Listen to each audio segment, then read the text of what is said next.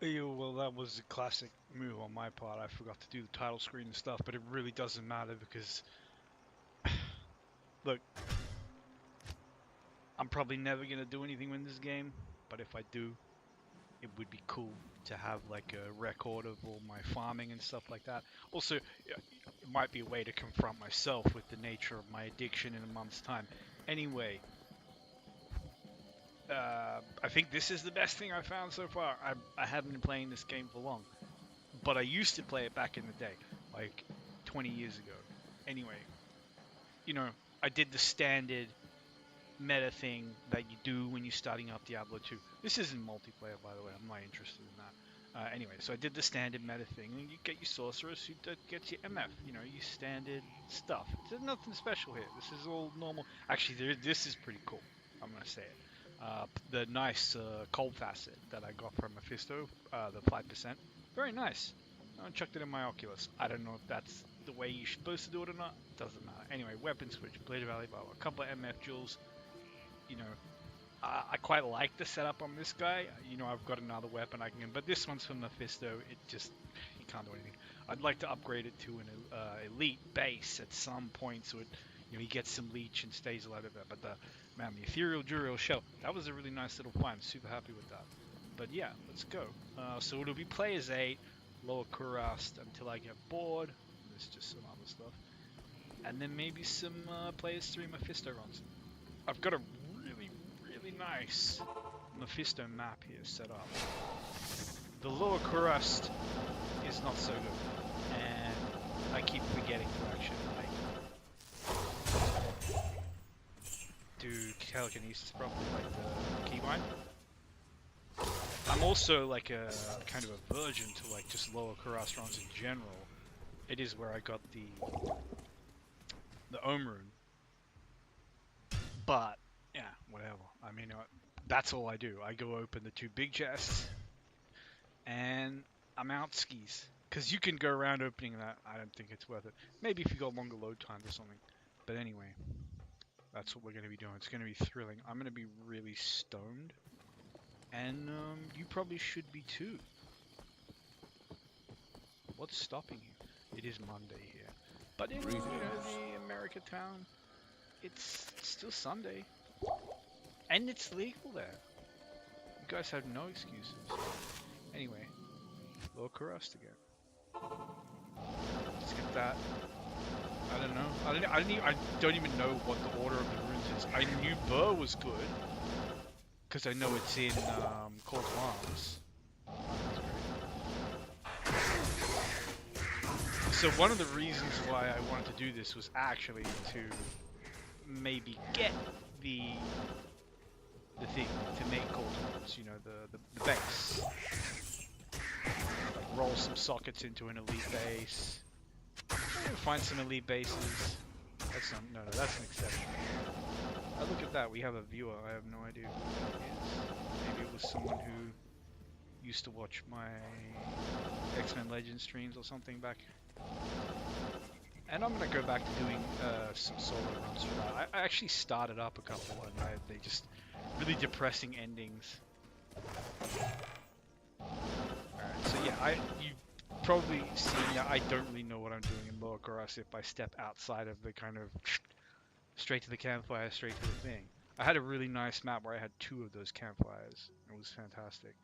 But, you know, a big part of this is for that Mephisto map. Good day. But, you know, let's just do this until I see yellow at least. Or a room, any room. Come on, I'm not picky. You can drop me an air. Always find uses for it. Even a gem, you know, a charm, just something to identify. So now, I don't know, is there another one of those like long houses here that I should be going into? Alright, weapon rack was worth it. I know there's a way to manipulate those racks. I'll look it up someday. I should probably make this, hold on, map.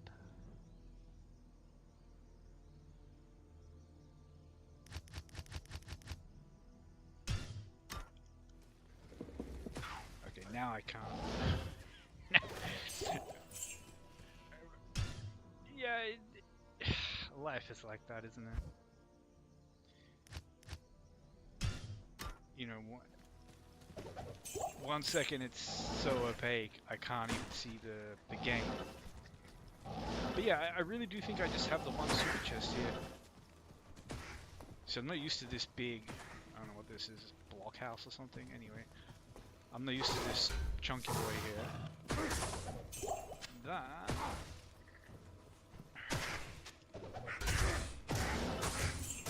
So I always check those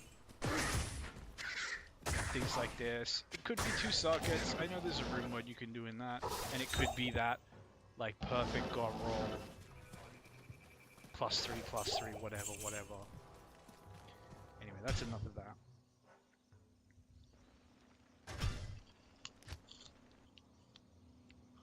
I should probably watch a video of someone doing Lower Kuros. Or roll a better map. As I said, I got a really great Mephisto map, so...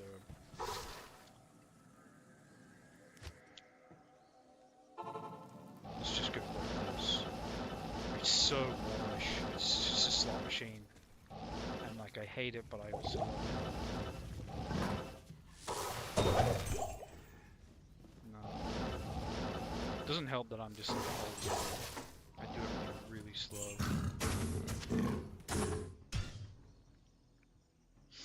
But you know, there are like talented Diablo 2 streamers you could be watching if that was what you wanted. I say you. All of my viewers.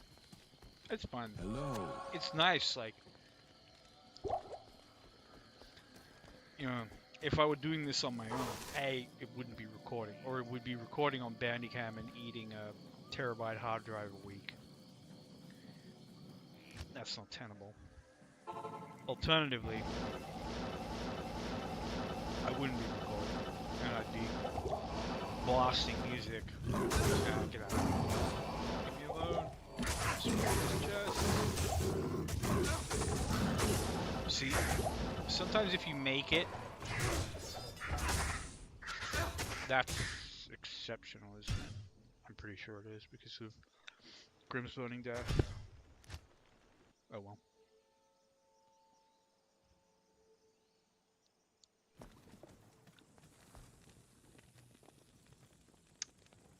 Ah, it is. Nah, that's fine. Anyway. So that's a few lower Kuros runs.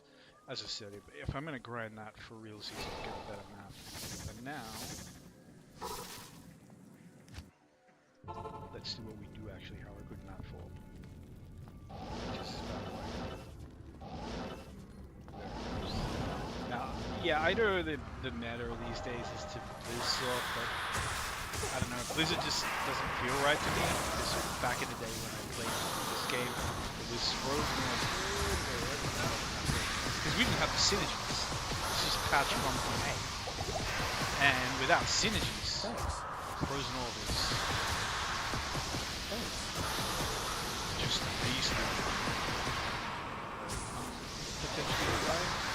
Can we do this way, buddy? Just leave me alone. Oh, look at that. Actually, hold on. Yeah, so there are some rares that I will always pick up. Elite unique weapons are always, elite weapon bases are always tempting. I've found some decent ones. Some decent little rares. I don't always pick them up though. As I said, they're always tempting, but I don't always pick them up. But belts, boots, like, some of these rare boots, like just these, like Jewel 40 rares. Come on, that's fantastic. Like, what the hell else are you gonna wear as a sorceress? Like 50 life on water, like what is it, 70 life on water walks or something, or what even is that? I don't know. Tear Haunch, 10 resist all. I'll take Jewel 30 res personally, but yeah, I think res. You champion. Yeah, rare boots, very nice, and Oh, okay. I'll take a High Lord's Wrath. Thank you. Yes. I actually don't have a High Lord's Wrath. So yeah, I've been playing this game, like, grinding pretty hard for, like, a couple of weeks.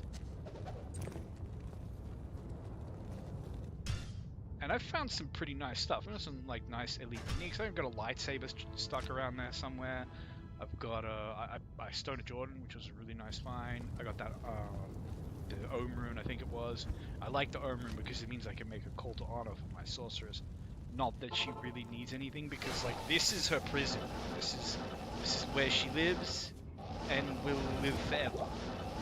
In the Durance of Hate, farming or teleporting around open chests. Like, at some point, I'm going to level up other characters to do other things. I'll level up a Berserker to go from the pit. I'll level up a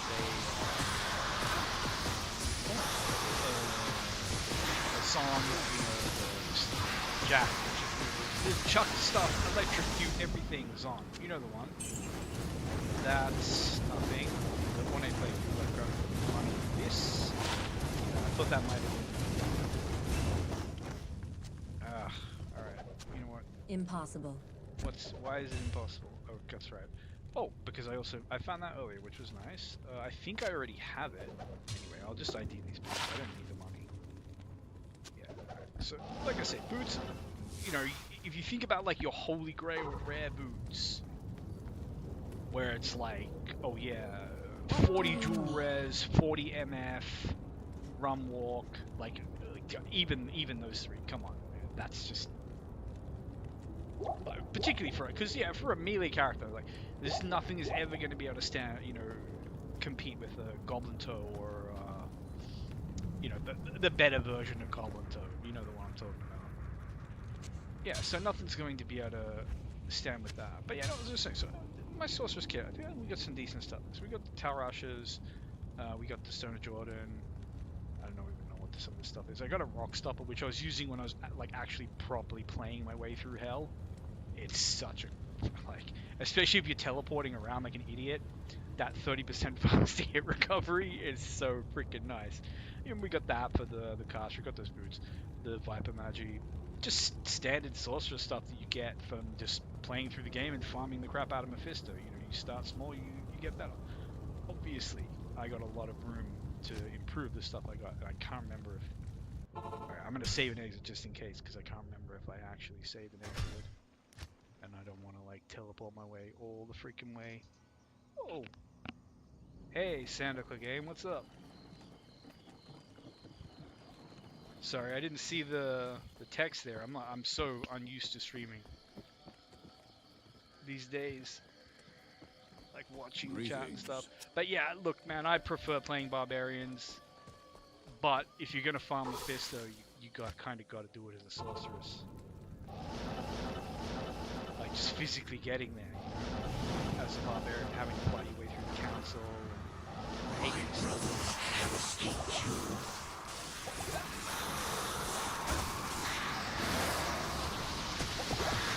I was hoping he would walk so you could see the slow. The snare is so good. It doesn't shut Mephisto and Diablo down quite as low as it shuts down Diablo.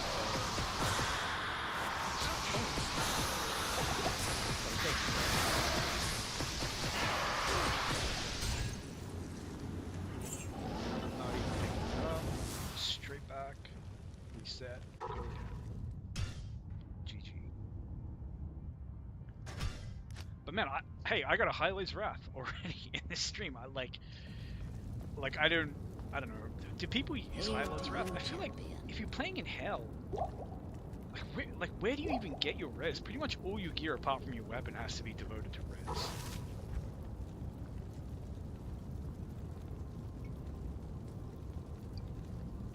Like, you're gonna get 20, 30, 40 resistance or something on a shield.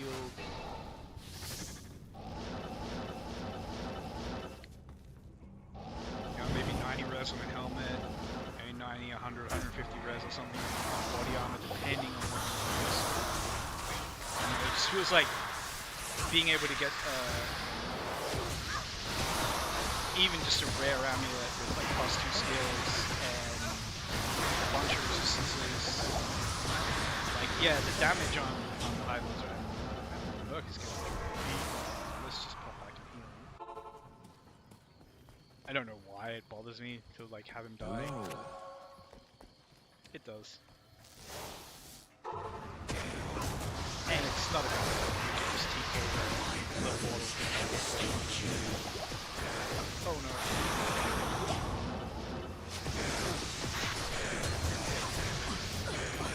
Oh, and that is...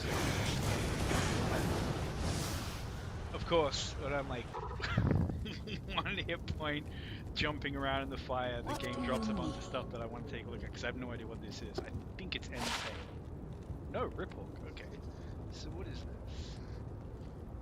Oh, okay. That... I'm kind of liking that just for the crazy IAS. The ED roll is good, but it's the base that's kind of letting it down. But I mean, open wound, slow target, really nice stuff.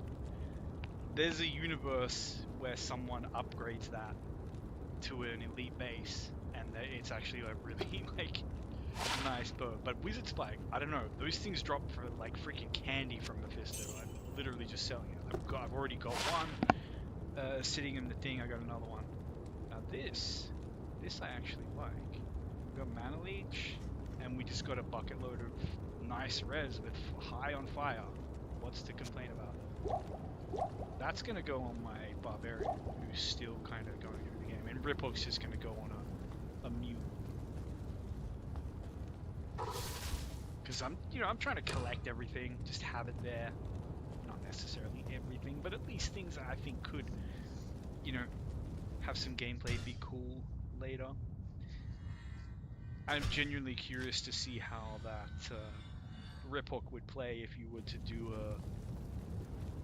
lean really hard into the open wounds.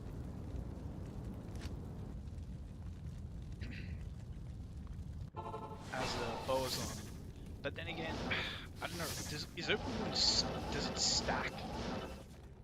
Because if it doesn't stack, then you want a slow firing, hard hitting weapon, just bonk on. But then again, I was going to say bonk on one instance of open wounds, but then the open wounds is independent of the weapon damage. It's basically anyway, there's no real reason to be attacking super fast if it doesn't stack up. Sometimes he just goes down really easy like this. Okay, so streamer luck is a thing apparently. Even if no one's watching the stream, I'll take a freaking Raven prospect. And that's a Rib Cracker, which is... I've got one, but I kind of want to just get one.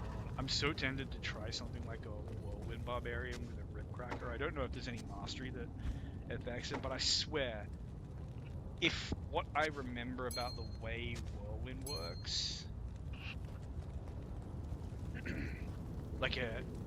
from what I recall, it only takes the weapon's attack speed and IAS boosts. Which was why people used to hack in things like the Ith swords with 60 IAS for PvP back in the day. But yeah, anyway, I'm thinking you know what, maybe Rip Cracker on a Whirlwind. Checking the breakpoints and everything, obviously. And yes, you were going to say, why not just use Windhammer? I don't know, Windhammer maybe doesn't have as good a base attack speed. I have one which I've got like this to kind of see what I do.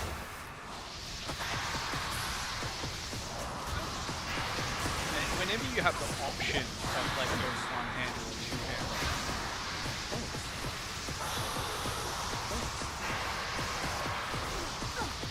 in every kind of serious fight, I pretty much always end up... No way. That's Arcane's Valor.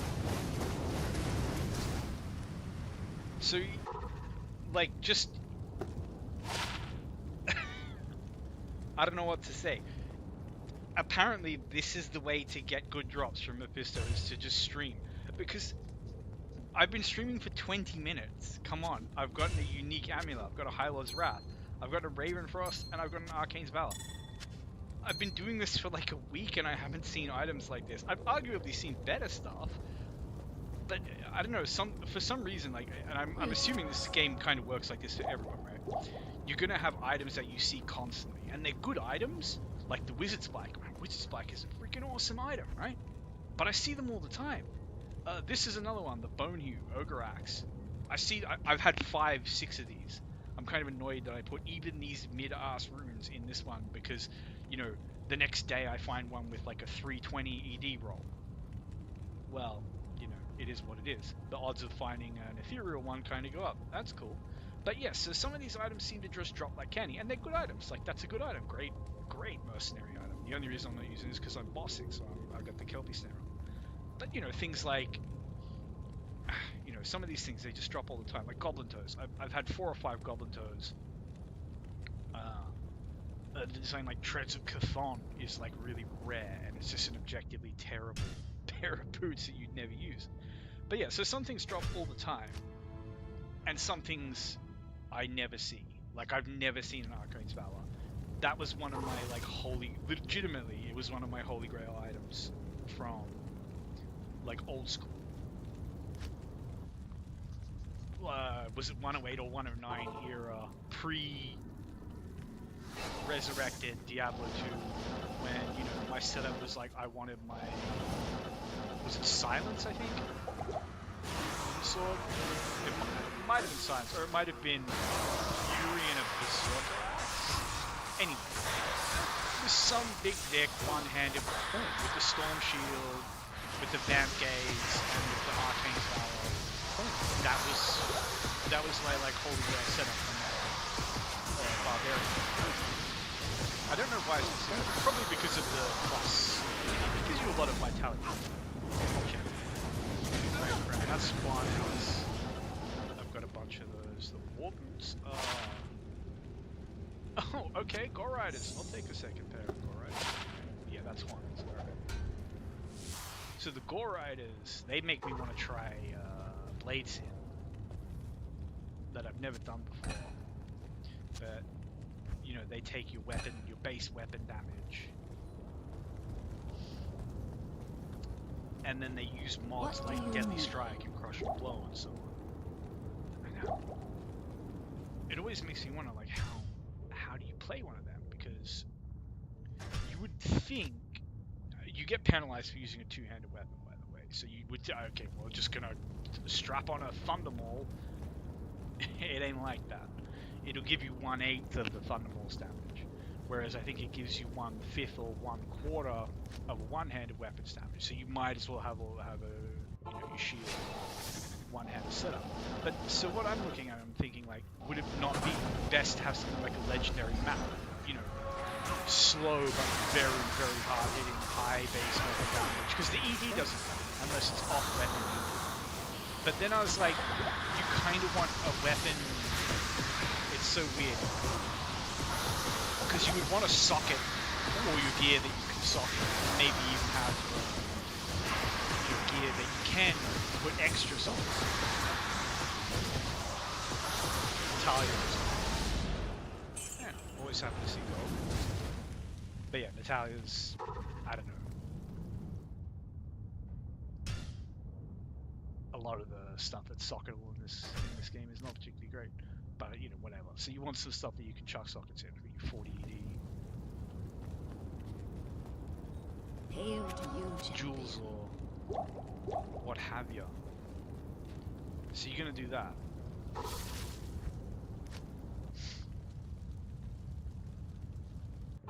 So you're not gonna have a chance to sort of shore up resistances. I guess though you have Fade, so I mean it's just Fade and a really good shield, maybe enough, like a War or a Diamond. Because you kind of want Blood Boots or a Blood Belt. You want all the overuse, Crushing Blow, War Traps,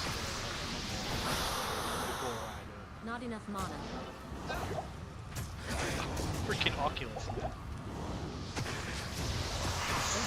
Like, statistically so good, it's gonna have that feedback, right?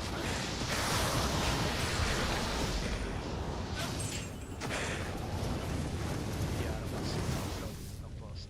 But yeah, so I don't know. What do I mean, you if you were need? really just talking like, honestly, yeah, maybe even obedience in the traps and just like, yeah, okay, it's not going to take the full damage of the two-handed weapon, but it gives you res, it gives you enormous crushing blow. But then again, there's that shield. There's a spiked shield that gives deadly strike, and you can get like 40% crushing blow just on a black. So you have like a black and a legendary hammer. And then you have that shield. You got deadly strike.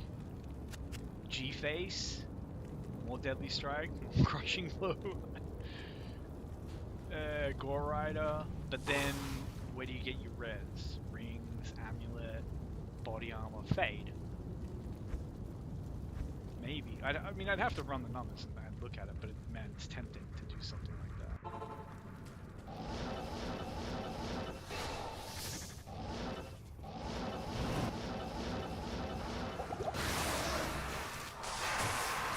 But yeah, I feel like RNG has definitely blessed me for reading up the stream. And now it's time to have a comically dry patch.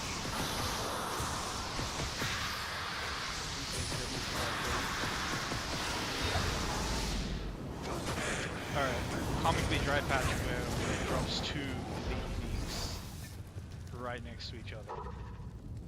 You know what, I have both of these, but I don't even care. But this is what I mean when I say it. Like, there are things that, like, the game is so different from when I used to play it. Like, you never saw these, but then there weren't as many of them, so. But yeah, so we got a, what, Nord's Tenderizer 297. I don't know if that's good or not. And 180, I feel like that's not good at all. But yeah, it's also about, and 14 to info. No, there's no way that's good. I've got a way better one of those. And the Nords, I'm pretty sure this is like my third, but I've got two. So I'll have two with decent numbers now. Can't complain. Oh, is that it right there? No, it's a fellow drop. I don't even know why I've got that. I love, one of the things about games like this, it makes them so fun, is like, you just completely twink and push a new character. So you've got the low level stuff, you got the high level stuff. You just feed them,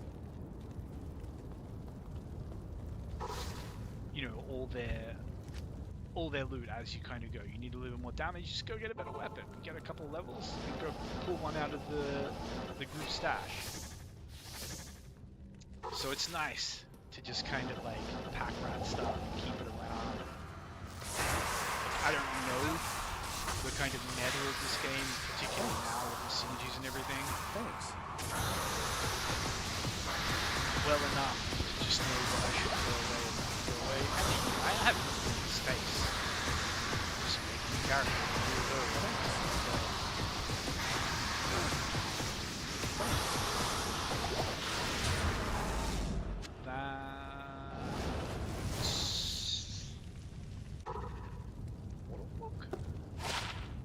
Oh, Silkweed. Okay. So what do they even know? It's 5 mana after each card. I'm certain I've got a set. But see, this is what I mean when I say like, oh, okay, what else are you going to wear? Like, compare that. 80 res, 20 run walk. Plus 5 dexterity is just a little bonus. Doesn't even matter. 30 run walk? Nice. Defense? Who cares? Defense with missiles? Who cares? Increased massive mana? Who cares? 5 to mana after each kill. Nice. But yeah, anyway. We all know, some of these items aren't so great. But I'm sure there's a set of some probably. You can always just go back to town and buy more mana pods. Like, I used to worry about mana economy when I first started playing this game. It was the hero fantasy of not wanting to go back to town. So I get it. I wish I could show you the item setups that I had on my characters back in the day. Not because they're brag-worthy, but because they're so bad. And it wasn't like I had access to good stuff, I just didn't use it. Like on my barbarians, like melee characters, pure damage. I don't give a shit if I was negative res in health, as long as I one-shot it. You know, then you come across a lightning enchant and you just explode. You kill a fire enchant and just deleted, sent to the shadow, gone forever. Kills you so hard, you die in real life.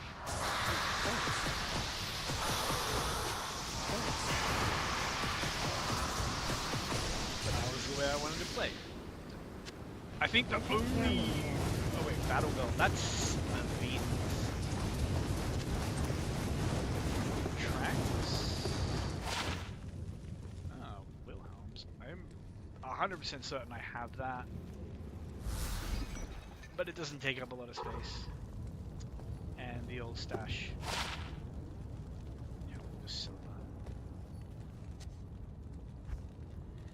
that. I mean, we're kind of filling up a little bit fast here, but you know, some of this stuff can be thrown out. Doesn't matter.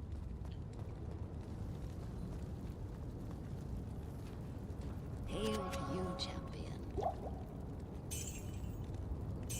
One of the things I should probably keep that cubed up, but I'm not going to.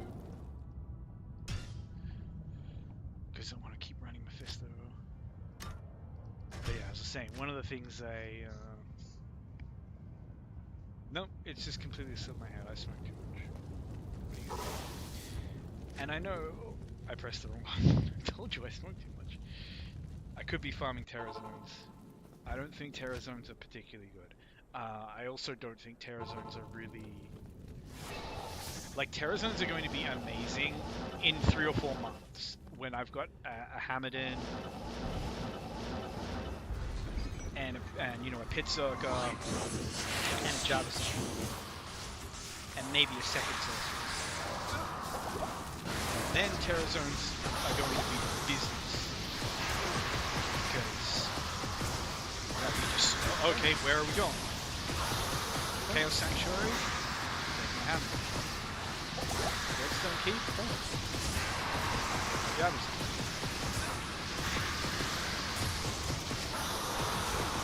Hunting a bunch of super uniques. So yeah, I don't know if anyone who's like coming in, you know, maybe wants me to ID and stuff, but I guess I'll. So this is the Undead Crown. It's a flavor item. I was using a Summon Necro recently, and I had that on him at low level. It's cool. So yeah, I'll identify this stuff. Just forget, people may not actually know this game. Greetings.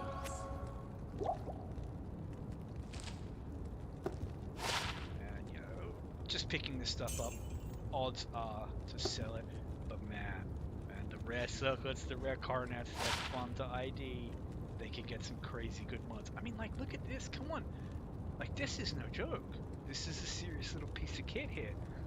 Plus 2 to offensive auras, 30% run walk, 18 energy, that's the quality of life, not particularly impressive. All res 15, and damage reduced by 7. You know what, I might go ahead and just check that in the stash for a paladin to use at some point.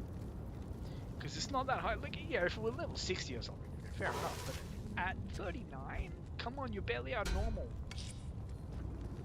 And the 30 run, I mean, I was playing a barbarian earlier today. I'm just pushing into Nightmare with my like twinned barbarian. You know, he's going to be my not a Pit Zerker because I don't have an Enigma, but he's going to be my Pit Zerker at home.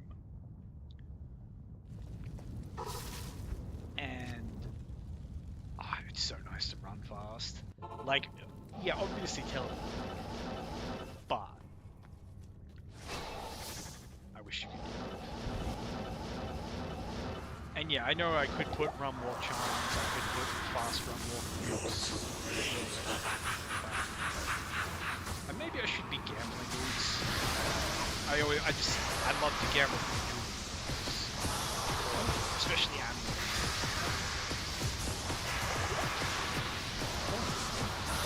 I feel like you get, like, especially at high level, you pretty consistently get some start when you. That's inside. All right, so we're gonna ID stuff.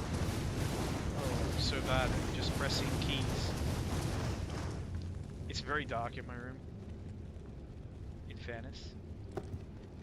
Yeah, so that's clean scythe. It's a sword. It's got all the mods you want on it at level 13. IAS, damage, cold damage is CC, that's nice. Defense, mana, light radius, and just flavor stats. But man, like 17 to 32 damage.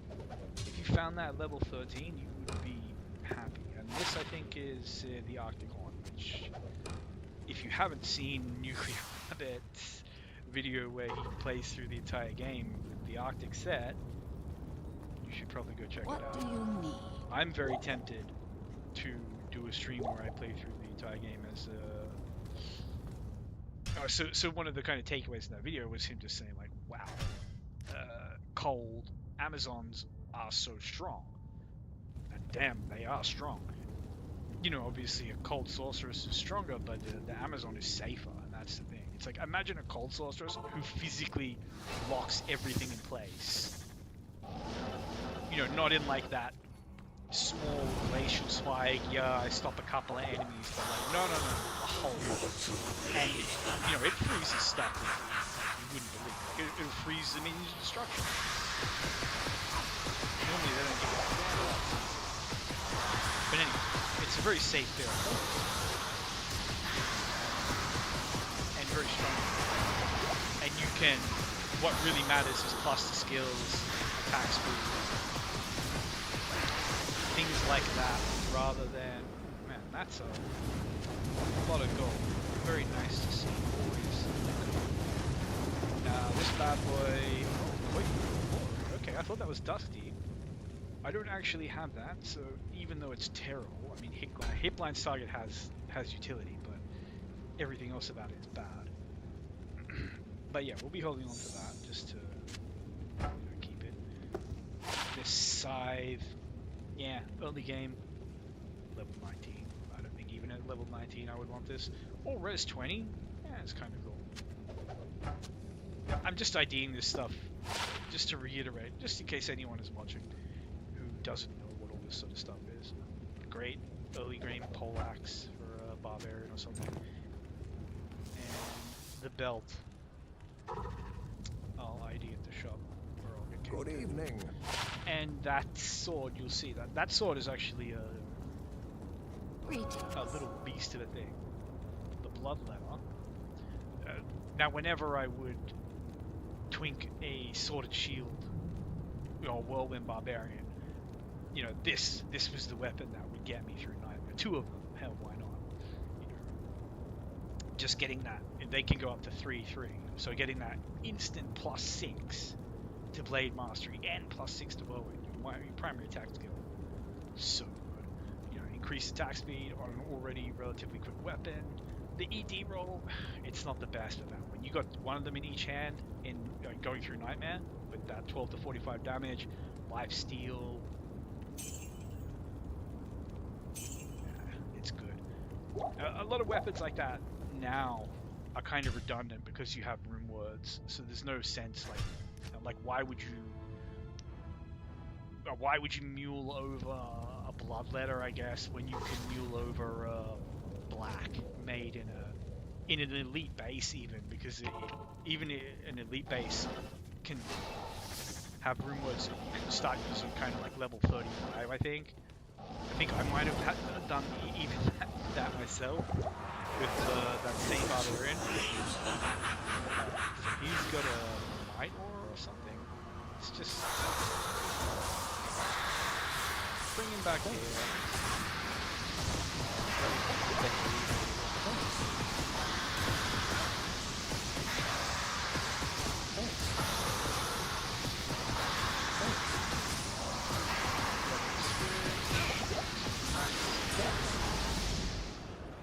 You know what? You know what?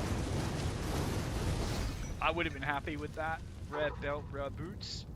Man, they can have some good stuff. What do you need? A small charm on top. A little bit of gravy. Hell yeah. Rare amulet.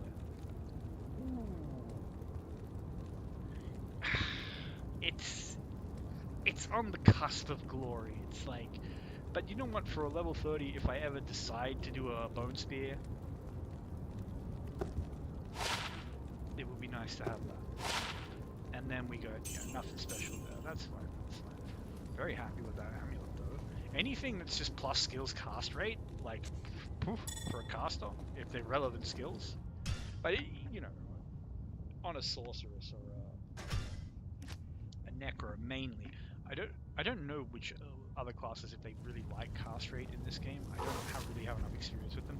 Like the druid, I remember doing fire druids. That's it. Wind druids like cast rate. Yeah, fire druids. Like obviously they benefit from it. And damage. Let's just go have a quick, quick shower. Greetings. Almost can just hit us with the hose. Wash that shit off. Thank you very much. I should probably not stand in the range considering I'm a dangerous character. I should have started this so long ago in Arcane Valor and so yeah, I still have not played a melee assassin, so I know nothing about her weapons. Like, I don't know, is this an elite base? Okay, this has to be an elite base, doesn't it? 44 to 52?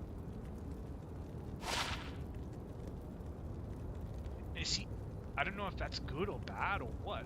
Like, obviously the rolls aren't great, but yeah, 100% ED on an elite base. If you can mule it over to someone. But then again, it's level requirement 50. A bit steep.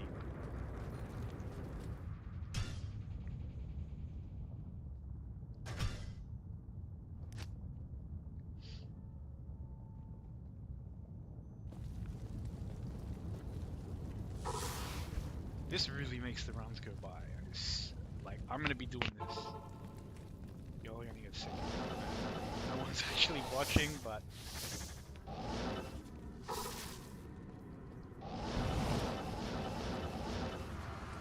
it's a good chunk of the experience I've got with this sorceress since about level 80. I think it was just doing the occasional terror zone that I really liked. And by that I mean the city.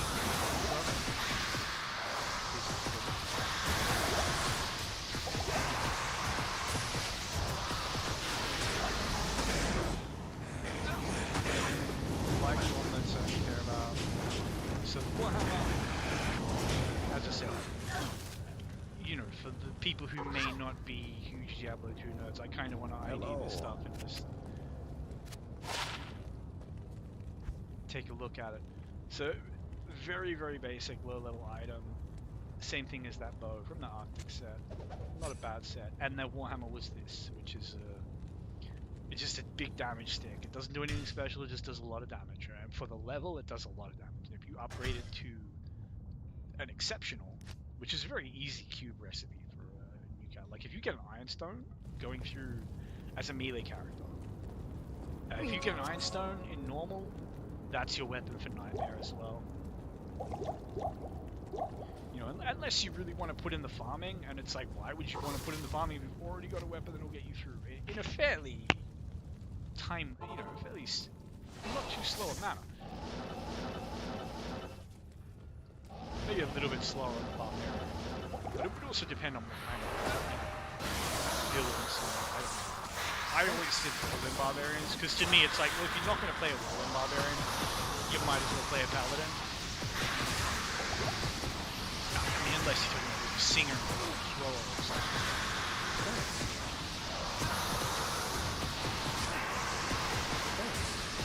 Very tempted to play as a Thrower Barbarian. So that's Stormspire and the Vector Corby. Blackleech Blade? No. Hustledal Evo. Good mods. Really nice. Actually, really nice mods. And really fast too. That would go, like at level 44, if you slap that on Hail a to desert you, merc, that's gonna champion. go hard. I wonder if replenished life works. Something I've always kind of wanted to try is just stacking all those pointless replenished life items, maybe on a prayer paladin or something, and just seeing if it can actually be strong. And this is Storm Spike, which I have. You know what? If you're a barbarian and you're even if it's Zeal Paladin, I guess, barbarian spec'd into Blade Mastery, like, man, there are worse things. Even just having that on the offhand for the lightning res instead of a shield. You know, a Frenzy Barb or something you running. Yeah, 47 to 90 is not great, but 1 to 120 lightning damage, and it's got the res. Anyway, I've already got one, so not holding on to it. It's interesting to talk about items in a situation like this and rationalize, really kind of like speak it out loud. Why I like it, why I don't like it, why I keep it, why I throw it away. There's something about something that it's almost like a Socratic process. When as soon as you start talking about something out loud, it becomes more weird to think about it. Because even if no one's really listening, you're still kind of formulating your sentences for something.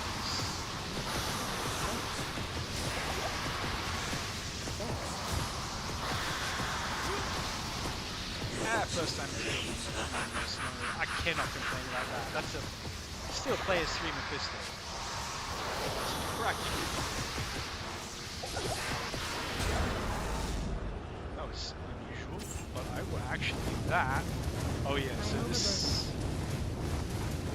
Just chuck that thing.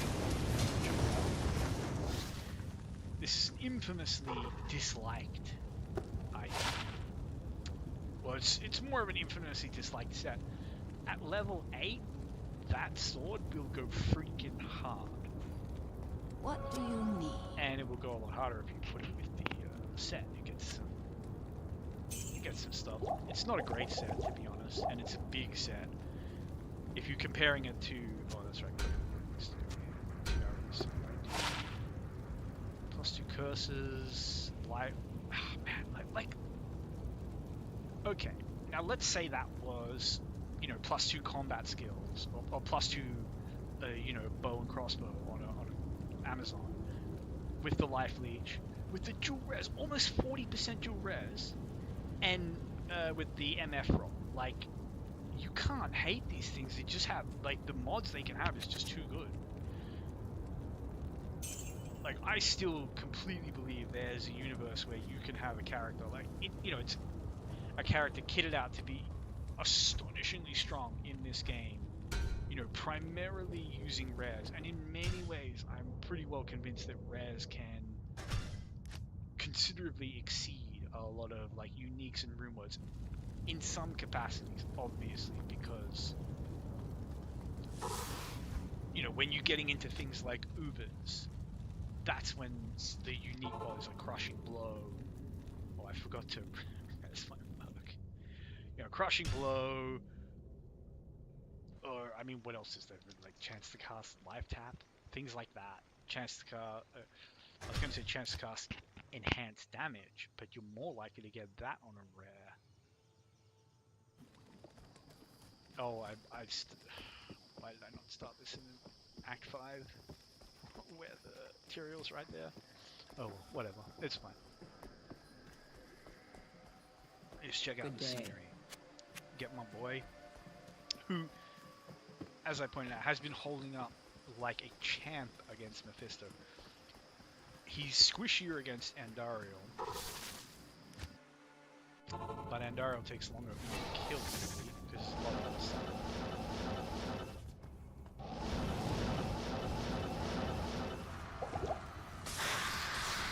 My brothers have escaped you.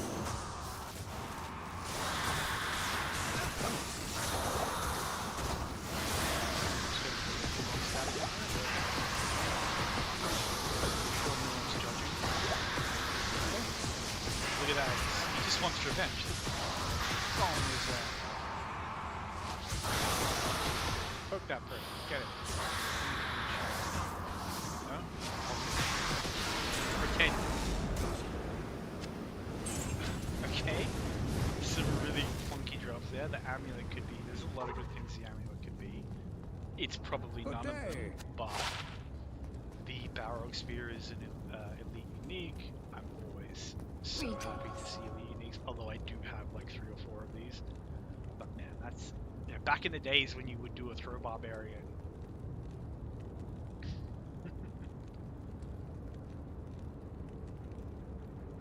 And you know, that, something like that would be your weapon.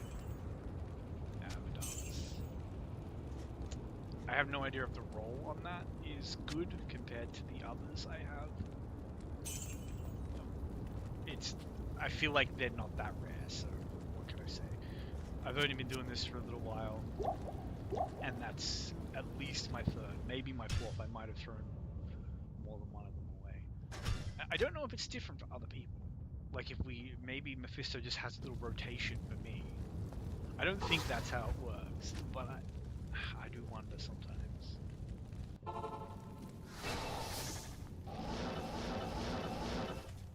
But either way, I just cannot complain about the drops. I swear that those drops as soon as I start. I don't know how the game knows. I don't know why. Maybe I'm just psychotic about the bad drops.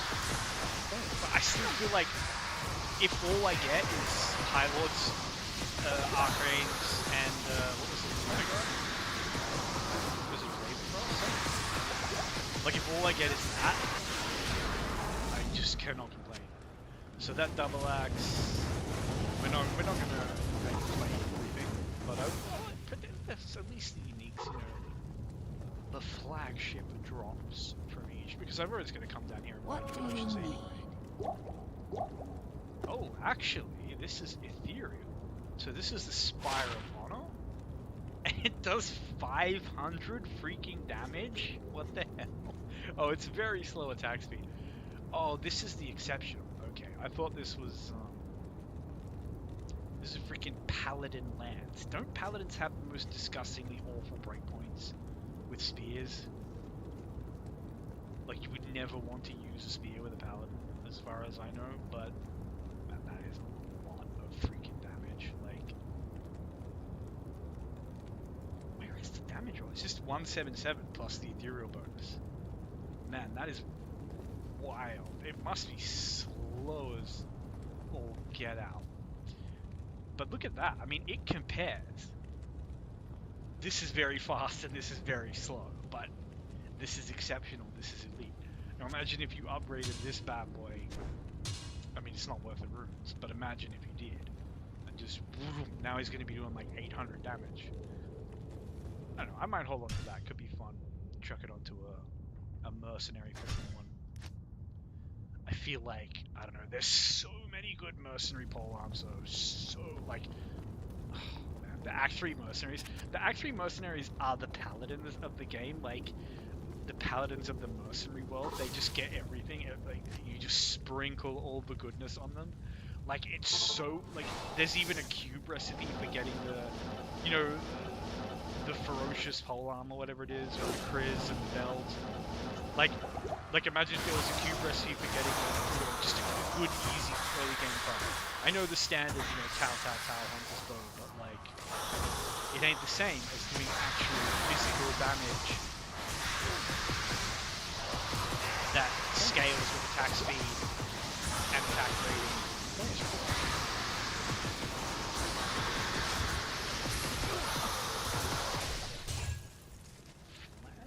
Nice. I believe that's Short Frost.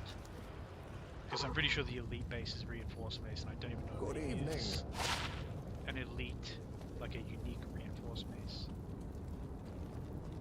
Greetings. Yeah, Short Frost. So the damage on that one is just too low. It's because exceptional scale up. It's only at elite level where everything balances out, and the, like, you know, the Act 1 weapons are strong, like the Act 2, you know, Mark 3 and 4 sort of weapons. But yeah, look, I mean that's it. Like, so if that were an elite base, like that would be a beast of a weapon. It cannot be frozen. 171 ED, more than enough. Like 200, I feel like is kind of for clearing hell. Unless your weapon has some really good mods, things are going to be slow. You know, as a man. But let's say a world where you upgrade this with runes, right? 171. I'd prefer it be higher, but it's enough. It's getting there. With a good chunk of cold damage, which has the chill, with freeze target, cannot be frozen is such a valuable mod. But as an exceptional, nah, it doesn't quite cut the mustard.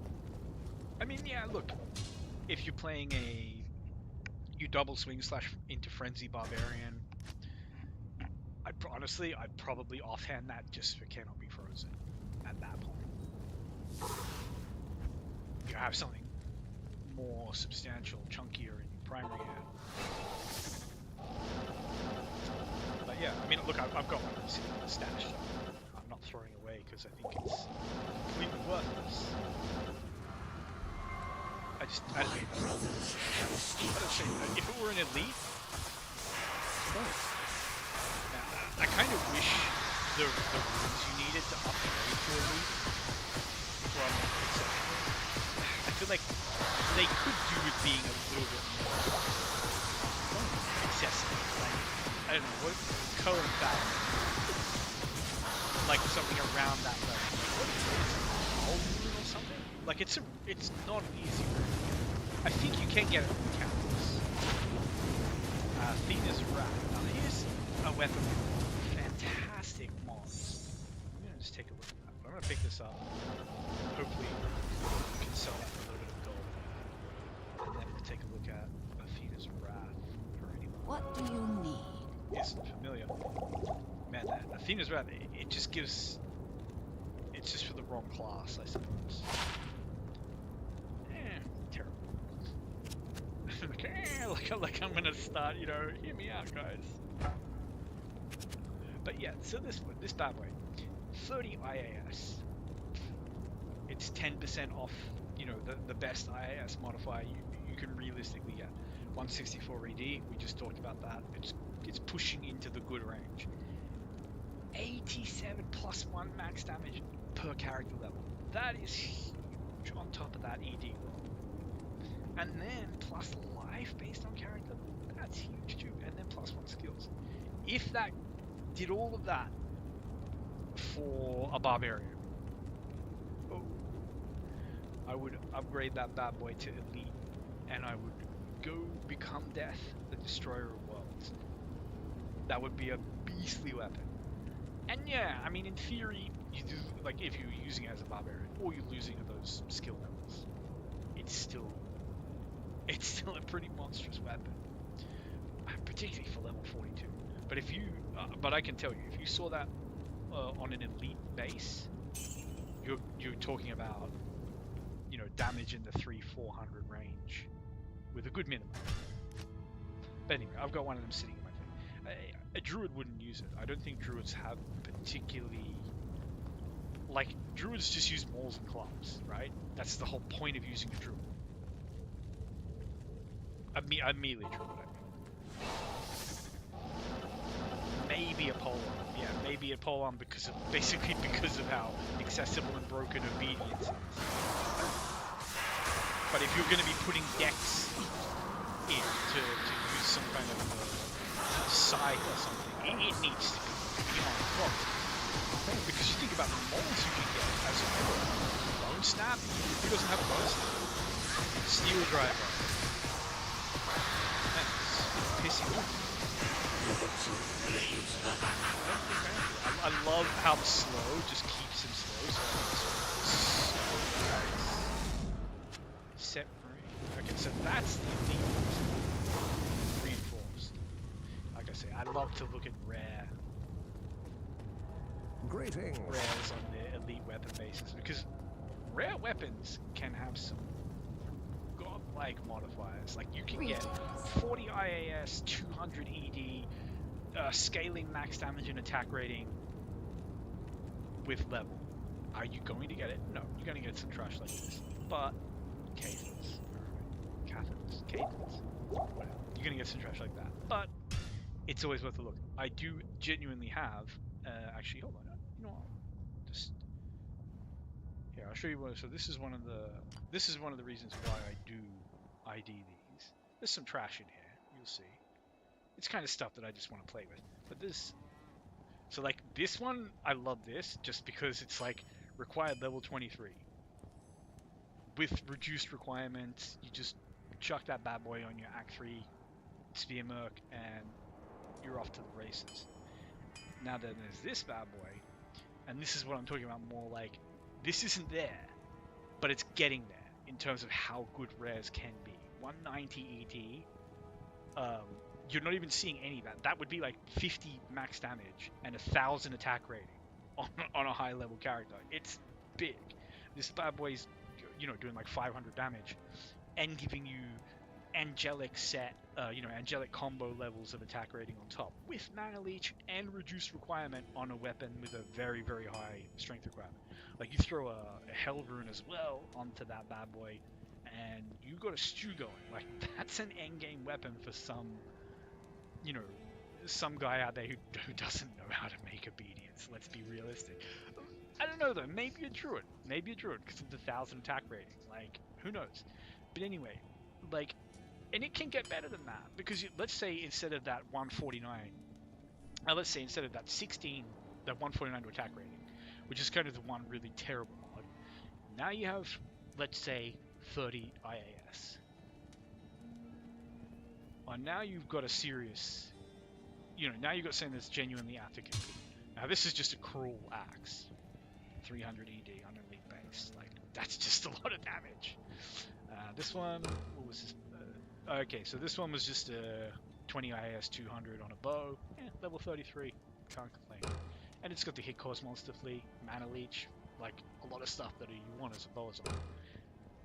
And then now this one I was really curious about because it's got the max damage based character level. 91 ED is not great. The rest is all kind of gibberish, but it has that chance to cast amp damage. I really want to see how often that procs, when you're rolling with high level strafe or multi-shot, with Pierce. Now I remember back in the day having a Witchwild string and testing that compared to the Bariza and Windforce and so on, and it stacked up pretty favorably. But this could just be my crazy memory. But I know amp damage, especially in Hell, is extremely strong because everything in Hell has like 50% just base physical damage reduction, like damage resistance, and amp damage just takes that away. And then, gives you a damage on top of it.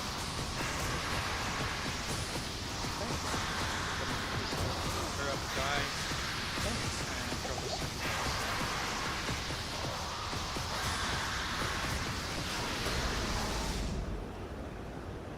Just a bonk load of res. The full helm isn't the one that I just got that I like. Oh no, okay, so now this is old school. This used to be the best helm in the game, like pre-LOD, because of that 15 all res, damage reduced by 7.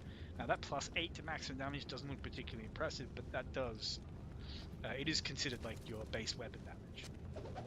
So yeah, that's pretty cool to see. And then, we don't actually want that. I do want to try to squeeze this bad boy in because it's an elite.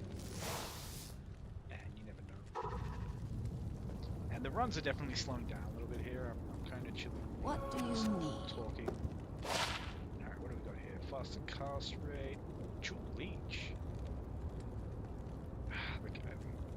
It could have been... It's just... Like, Jewel Leech, just as is kind of tempting. And this poppy, oh man. So that's the other thing, is rares can just roll with like 2 sockets. Like there are potentially genuinely god tier rares out there, and probably a lot more that get missed just because people, in many cases, don't like pick up an ID res. Oh well. Like I can't say I have anything god tier. I can't even say I have anything that's like, you know, particularly mind-blowing. I think that polearm is good in a world where obedience didn't exist. It would be really obedience with the low res and the crushing blow, like it's just silly. But then I guess people kind of needed it, didn't they? Like melee characters in this game are famously, you know, famously hard just even to just get through the game, or just to get into hell. You've got to grind so much to find a good weapon. And a lot of the reward stuff. Like I do think hell now is very clearable just with like black. 120 ED crushing blow. Like it's enough. Like the ED will kill mobs and then the crushing blow will make anything. Champion. And this is just Steel Clash, which I like it, but if I remember correctly, the actual chance to block on it is like really kind of bad. And 15 all rares. I mean, look, for level 17, I'm gonna say, but of course it's plus power skill. Like Paladins, they're the most spoiled class in this game. Although I don't know, look, there's a lot of buffs and stuff. Obviously, I'm complaining about Paladins and I'm playing a Sorceress. Sorcerer is probably the most broken thing.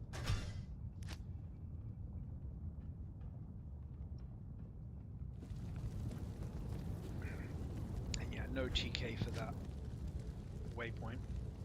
Just taking a sip of the old drink. Just teleport to the wall 5 times. Really show off my superior mechanics. Here it is, supposedly take it. My Come back. brothers have escaped you.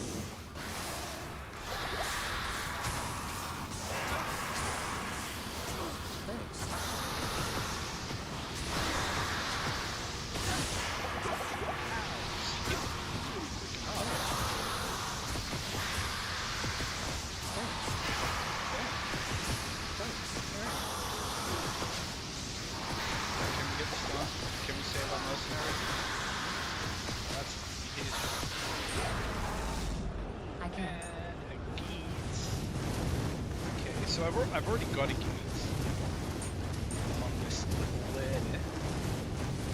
We got 36. So let's see. Maybe we can.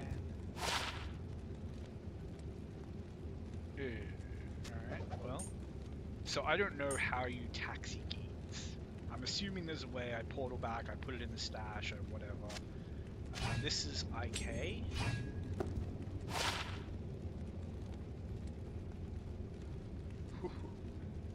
Man, like why does Windhammer exist? So wait, what is Windhammer? Windhammer is 60 IAS, and it's about the same ED, but it doesn't have the ED to demons to undead. It has more crushing blow, definitely. This maxes out at 40. Windhammer gets to like 60. But this has 2 freaking sockets. I mean, look, I guess unless you have Ruby Jewels of Fervor. But yeah, anyway, I'm not picking it because I do have it. And that's just a Rollins again. The Halberd, I think, is Battle Branch? No, Woesting. Oh, okay, now this little bad boy. Alright, hold on. So before I had the Fushina, the Kelpie Snare, this one, and you've seen this making a mockery of Mephisto, I was using this on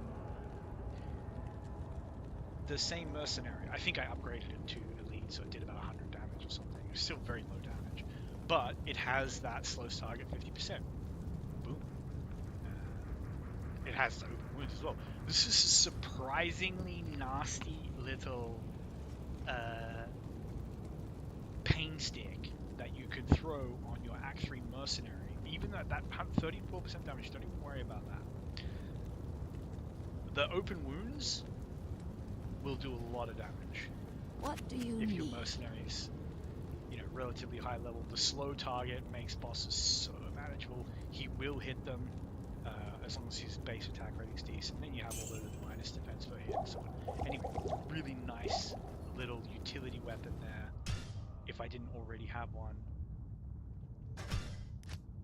it would definitely be going in the stash.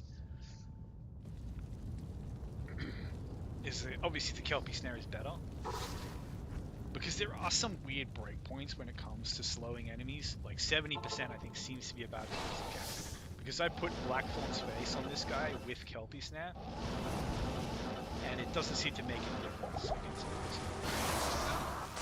And 70 is already enough to like completely break Bale, and particularly on Nightmare in Hell, it makes Diablo, like, even the sorcerers can stand directly against the Diablo, so I don't want to probably get that again, destroying me. Alright, you know what, he's doing it. Oh, alright. If him dying gets me unique rings, he can die, let him die. This has been the craziest, like, I do not have this kind of luck, I'm telling you. I don't know. The gods are with me. Because I chose to stream.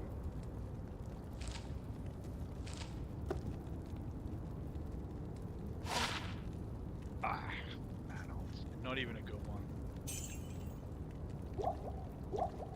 Yeah, just get rid of that. Stoner Jordan would have been nice. Would have been really nice. A second for my sorcerers. You know what? I would have taken a nice Nagel even. Ravenfrost, always good. Dwarf Star, underrated. Though I do understand why people find it a little bit disappointing. Particularly compared to the Ravenfrost. Because, like, yeah, Fire Absorb. I think Fire Absorb is better than Cold Absorb for a good chunk of the game. But I can't. Why am I so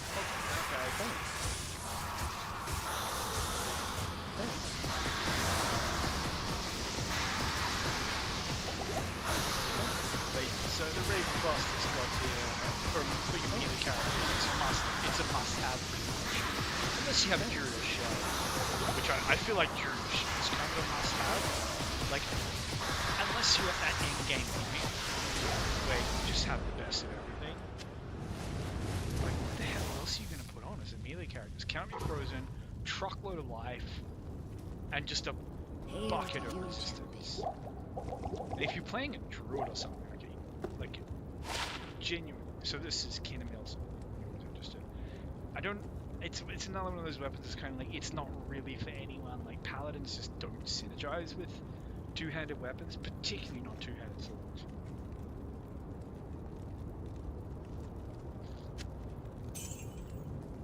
Like, I don't know. I can kind of see an argument for a paladin running a polearm of some sort, something that a paladin can attack quick with, that has good range, that's going to, you know, and maybe running that as like a Thorns paladin, some weird setup where it's like, okay, I don't care that I'm not blocking, because then they get punished if they hit me, and then, okay, spicy.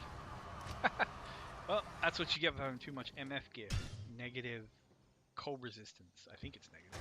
But it's fine, it's fine. Part of the... Man, a bird just one-shotted me. Angry Mephisto. So the way I would always rationalize it, like, oh, he must have something good. He's, like, fighting extra hard to keep me from getting it. Yes. I would teleport. I would put freaking potions in my inventory and teleport my ass back down there for a rematch. But these days, nah. I know. I've done this too many times. What can I do for you? I know the truth of it. He carries nothing. When he dies, the game decides to make things appear. And it wouldn't matter if he died in that instance or if he died in this instance. The odds of whatever drops are the same, and they're the same every time. There's no pity. But that's what makes it so good. Like, playing this game after playing something like Warframe, like, don't get me wrong, I love Warframe. Thousands of hours. But dopamine of vortex, specifically in Diablo. I don't even. It's just a magic dopamine. You're either one of those people or you're not. If you understand it, you understand it. Particularly gold jewelry. Oh, it's so good. Greetings. But yeah, anyway, so what do we got here? We got Hexfire, which, like, Hexfire is a good little sword. You know, if you're playing a Seal Paladin or something, like, particularly if you Holy Fire, at level 33, almost 100 damage, you can get rolls for 100 damage, easy. Ignores target's defense, gives you max fire resist, more fire resist, who doesn't want that? And then that +3 to fire skills, like, I've already got one, obviously, that's why and this I think is, this is Tear Haunch. So I've got, Tear Haunch seem to drop a lot, and I like Tear Haunch, man. You gotta love the haunchies, like, all res 10. Like, the way I see it is, you'll probably find Tear Haunch before you find, like, some really, really top tier rare boots for your sorceress or necro. You know, someone who really just wants res and maybe some run walk from the slot. Tear Haunch is a good bet. It's a 50 res boots basically. No, it's 40 res. Which, you know, that really puts the good res into perspective. The good res is 60. And the good res can also primarily roll on things that you really want to resist.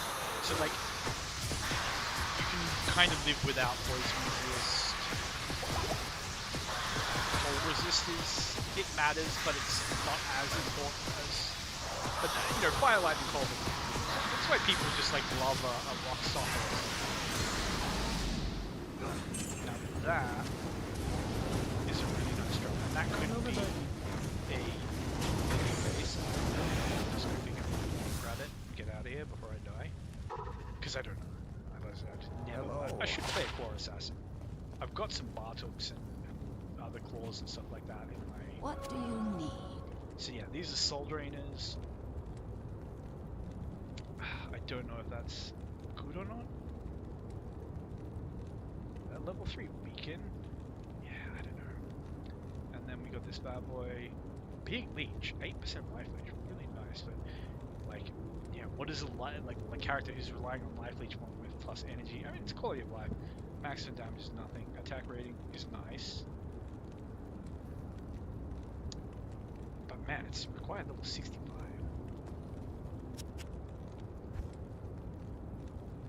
Yeah, it's fine. And then we had, yeah, this, that's not a leader or anything. But I've already got a pair of these. I might hold on to those. I don't know. Like I say, I might never see another Hitman running a Fisto for the next month. Like, maybe my idea of what's rare and isn't rare is just skewed because the drop table is so big. But yeah, maybe we'll throw them away. Oh yeah, why did I not buy potions? As I say, maybe we'll throw them away if I find something better that needs to go there. Yeah, whatever. Just have to have my build set up properly. But yeah.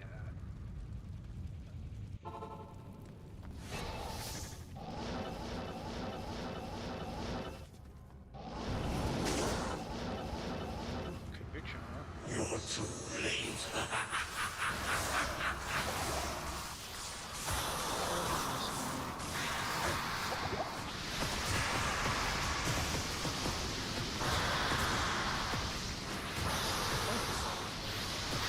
Frozen Orb does so much more damage.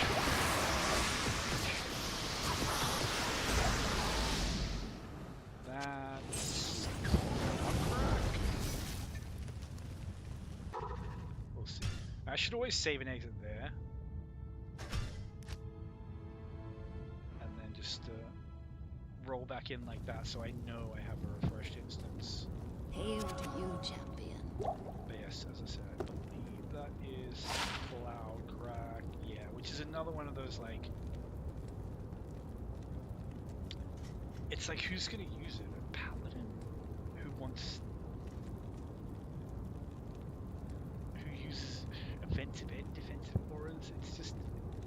It's weird. And it gives you max lightning resist, but it doesn't give you any lightning resist. That to me always feels dirty. Like, which is that? The armor for the paladin that just gives you like plus 15 to all max res, but it doesn't give you any res. And it's like, you know, if you don't have any res on your armor, you'll be struggling just to hit 75.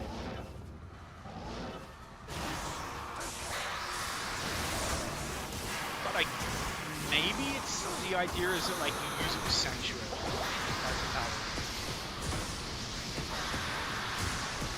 Yeah, actually, that makes perfect sense. I understand this. I guess people don't play it because they like to do damage.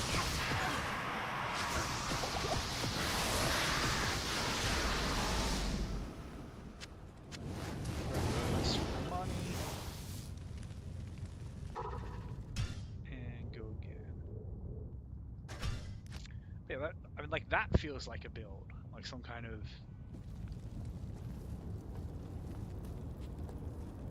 What do you need? Max res, Salvation Paladin.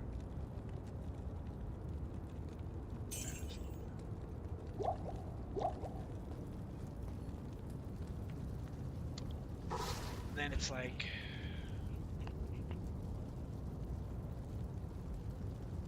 I was gonna say, you know, maybe use a two-handed weapon, but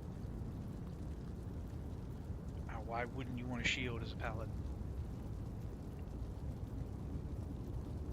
But I guess you could use a shield that's more offensively oriented.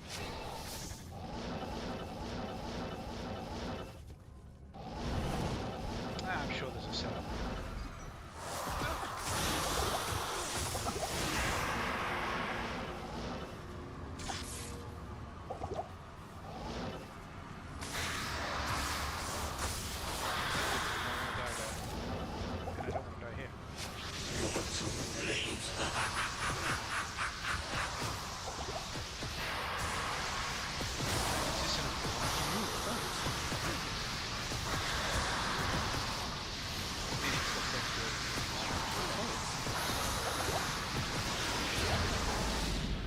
Had nothing, you're a liar.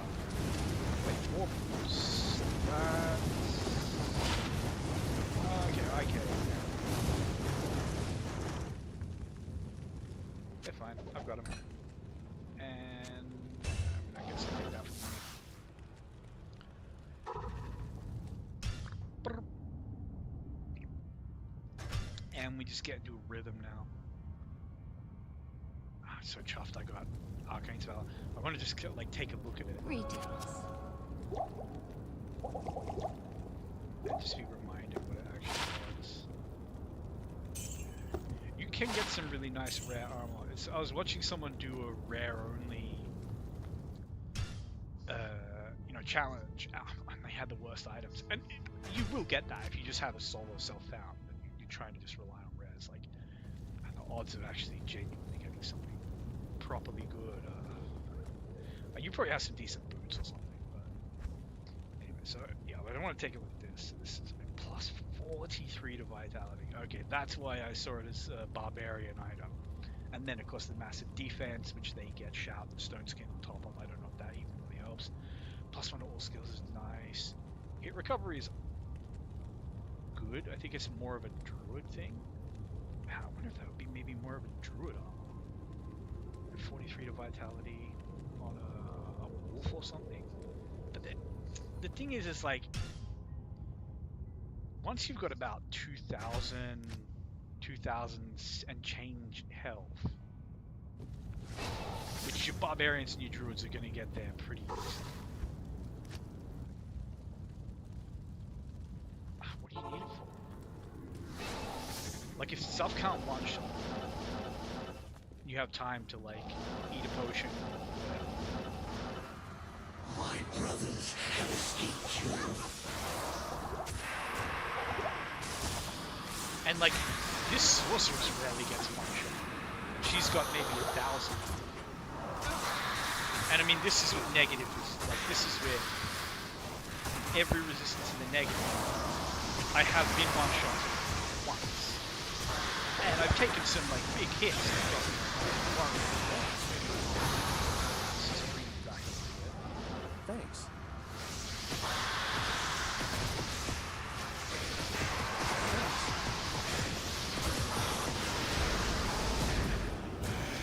That's meat scraper and speed to the head.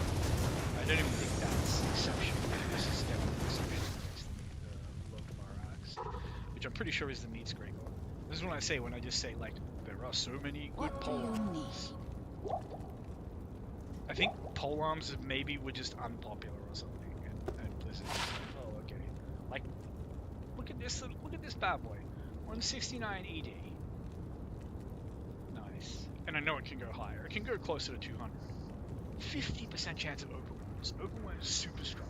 30% increased attack speed. Like, these are, like, goated mods. It's got MF, little bit of MF, but it's got some MF, and +3 to masteries. Which is going to be a little bit of resistance. It's going to make you faster. It's going to give you some crit strike. It's going to give you some attack rating. It's going to give you some damage. It's a barbarian. Like, as a barbarian, but even an Act 3 Desert Mercenary, like, hell yeah. You know, if this was like a solo self-found situation, we just found that, you chuck it on your Desert Mercenary. Is he gonna kill Stone Skins in hell with it? Probably not, to be honest. Exceptional weapons just don't scale that well into hell. It kind of sucks, but they scale a little bit better in players' hands, but mercenaries just seem to be really strong unless they have.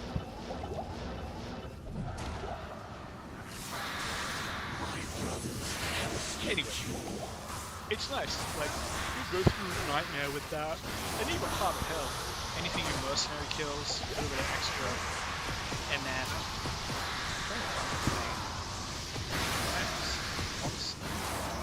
my mercenary. I don't think that's anything. No, that's not anything. So this is Caithn's, and this is the Sorrows. So decent items for their level. The Caithn's isn't because Leaf exists. I don't even know if the entire Caithn's set is as good for a sorceress as just being naked and having a leaf, or even a fire druid. But yeah, anyway, it's from a different time. It's been power crept on.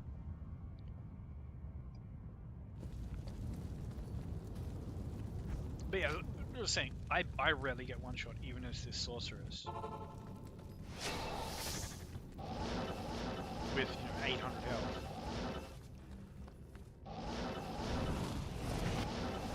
Gosh, I had the wrong... I don't like when he sits in the way. Thanks. They're not gonna kill my mercenary. What the hell? You're in a pissy mood? That's fine. Good day. We'll take special measures. But yeah. So what, 2,500 how much more? But the main reason why I said it might be good on the druid is... Ow. Okay. Alright. He's literally on like one hill. Alright. I don't normally do this, but we are going back there. That was just me paying way too much attention to talking and not enough attention to potions. Hello. Let's just grab that bad boy.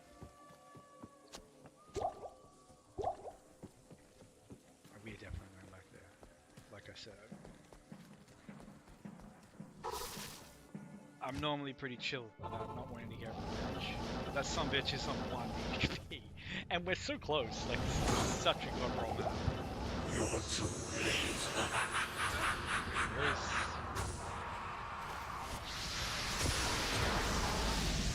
And of course we get We get you know what? Reinforced mace and a rare belt. I don't consider that punishment. I'm not even going to finish that. What do you need? But as I was saying, the reason why it would be nice on a druid is their hit recovery frames. And dual res, it's getting up there. Good hit recovery, some enhanced defense, dual res. Like,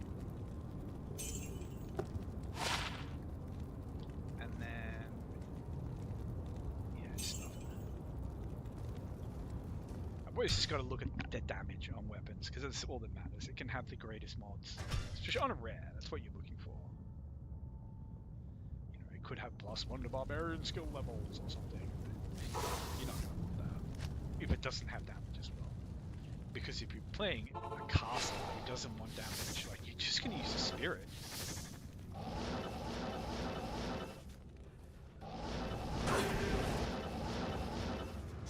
Maybe if you're some like bougie endgame fuck, you just got everything, and you're playing, I don't know, Hello.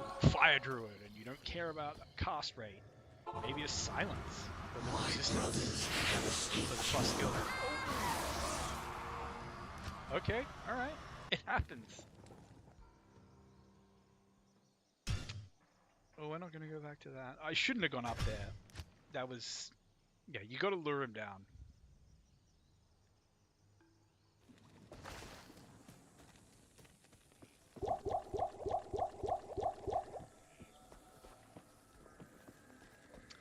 But yeah, look, the way to stop getting one shot like this is to take off. Wait, I forgot to get my mercenary goofball things. Good to see you. I've got like 3 thoughts in my head that I'm like competing, that I'm trying to finish at the same time, and then I'm trying to play it as well. So one of those thoughts was that 30% hit recovery is easy to take for granted on most heroes. It's a big deal on like the sorceress if you're teleporting. It's a huge deal on a druid because druids have insufferably miserable recovery rates. I need mana. I need mana. I actually do concentrate on fight, so I don't.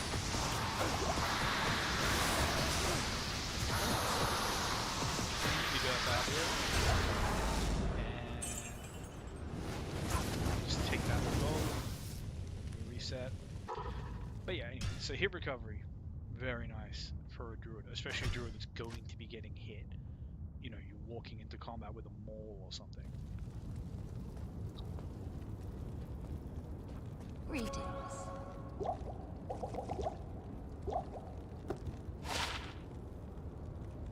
The other thing I was saying was, you know, talking about rare items. So, you know, I was watching one of those streams, and like 2 days later, I was doing some.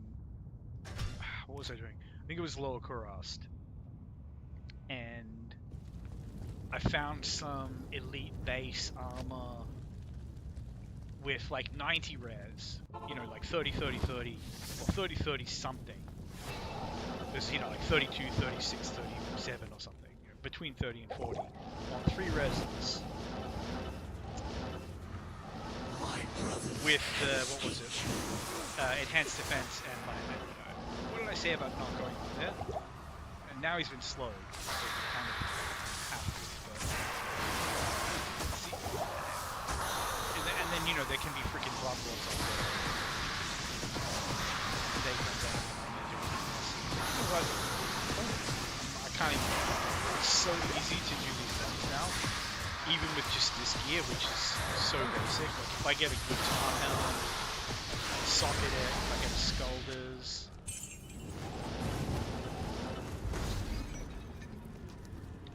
You know, it could just be so much easier. I could get an amulet with like plus skills and MF. This is Blade Bone. Increased attack speed, low enhanced damage roll, damage to undead. That's pretty ghastly. Like, you wouldn't complain about it if you picked it up in Act 1 normal. I don't even know if you can pick it up in Act 1 normal.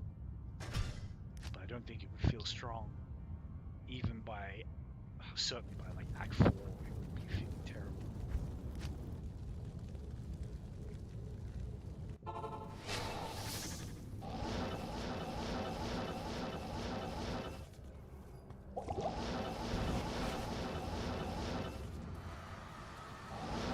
No. Yeah, come down. We actually do this.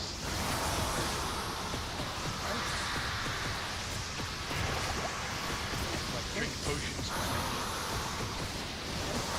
actually play the game.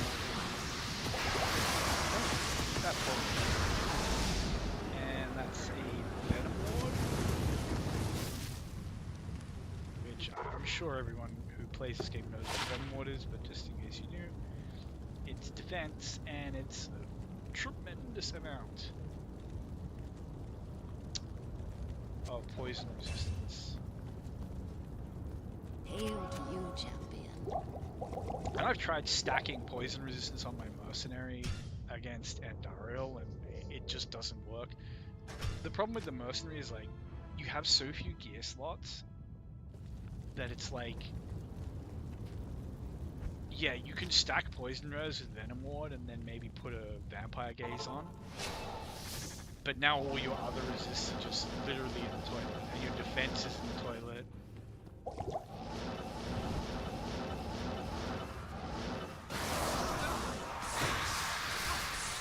From what I have seen, the best way to keep mercenaries alive during boss fights is with slow start, because it just reduces the boss's damage output so much. But then of course you still want good resistance. Okay, Scarab Shield. I can't carry anymore. I know what most of this stuff is, but I'm picking it up for anyone who doesn't. But these, what are these bad boys? Sandstorm Trek. First time I found these. So what do they actually do? What's their shtick? It doesn't really seem like they do much of anything. Hit recovery is nice. Faster run walk is nice. Defense is, I mean, the stats. It's a lot of stats, but like, who cares about maximum stamina when you're at level 64? And then, what, a bunch of poison resistance? I mean, resistances are nice, but poison resistance sucks. Self-repairing is good. Whatever. It's an elite unique. It's cool just to own. This is Worm Skull. Just made irrelevant because lore exists, but I guess if you're muling it over, you could throw that bad boy in at level 21, so why not? And then we have the Saber, which is the Skewer of Crinets, which, you know, look, at level 10, it would be nice. But I don't think it has any real... Like, there are weapons in this game that are surprisingly useful, even well into the late game. Like, there's your standard unique mace and short sword, I think. The Crush Flange and Rixot's Keen, that both have Crushing Blow, which is like, yeah, if you're a Smite Paladin, you can literally clear the game just holding those in your hand. Probably the same for a Trapeson, as long as you upgrade them, I think, because that does factor in base weapon damage.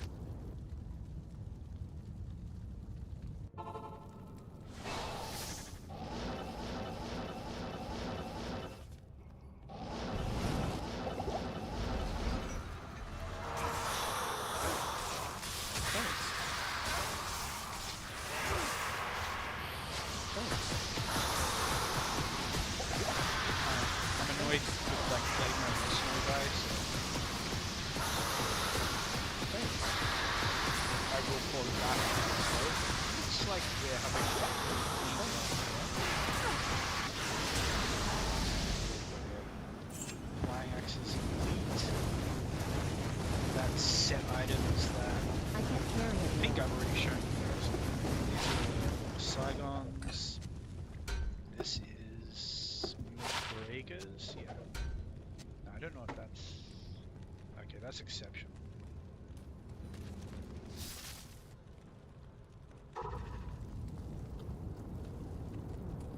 What do you need?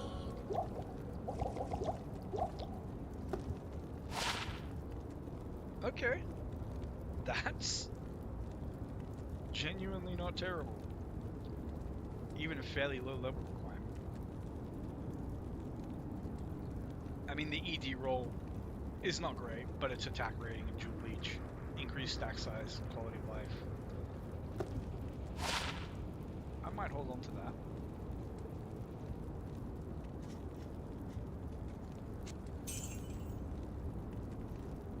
But yeah, you can see there's a world where like that gets a, instead of +3 to max damage, that gets a max damage based on character level.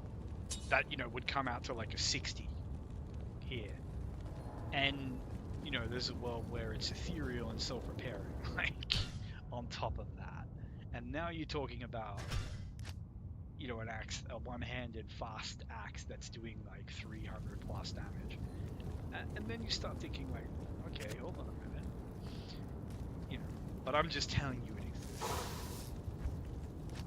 You know, it's like a Riven mod in Warframe or something. Those god rolls are out there somewhere. Hey, we don't roll. The odds of you being the guy who gets it.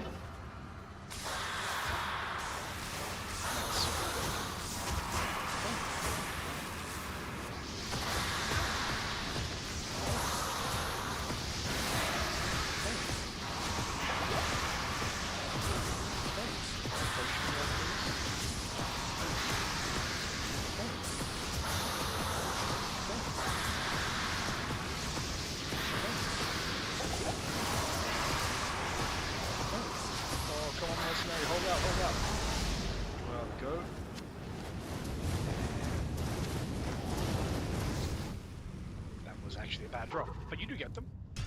You do get them. They are part of the game.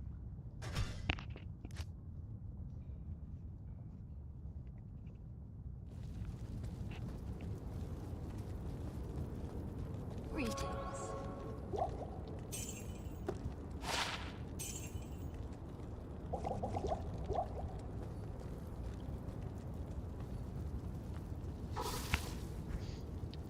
I went quiet for a moment. I was eating a piece of apple.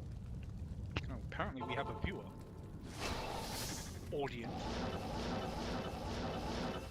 Welcome to the stream, viewer. We are just doing Mephisto. We might do some lower Kuras at some point. If Mephisto really starts debugging. But as is, I've kind of got a bad lower Kuras stat, and I've got an amazing Mephisto map.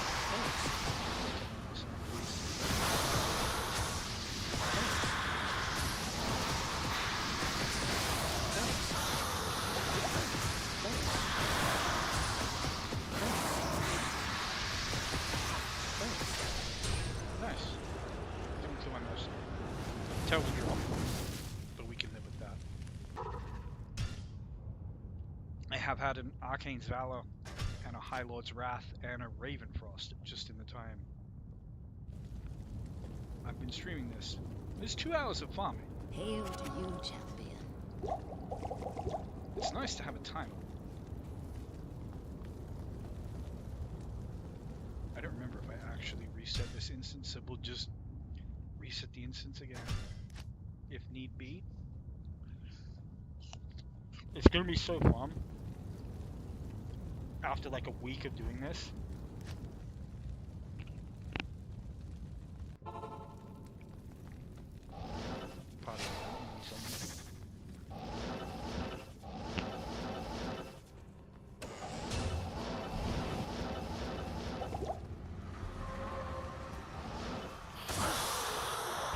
Why did I hit them?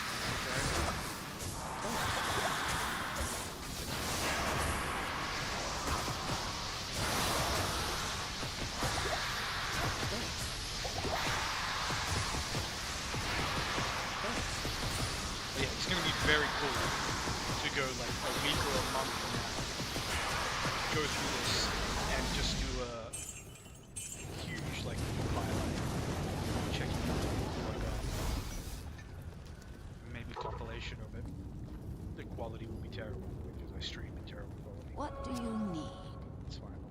This is Suicide Branch, I think. Yeah. I kind of like this, you know, for a sorceress or something. It really makes Spectral Shard redundant.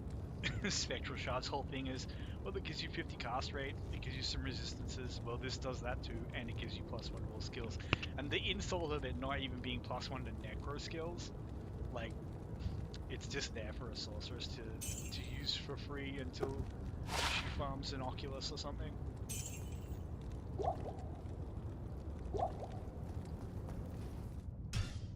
But I've already got one. It gets sold. I look at it and then I sell it. Cool to see it drop though. It took me less time to farm one of them on Mephisto here than Ooms. You know, which was when I started playing Ooms was the meta. Lustrous Hills, Necro one. No, another resource.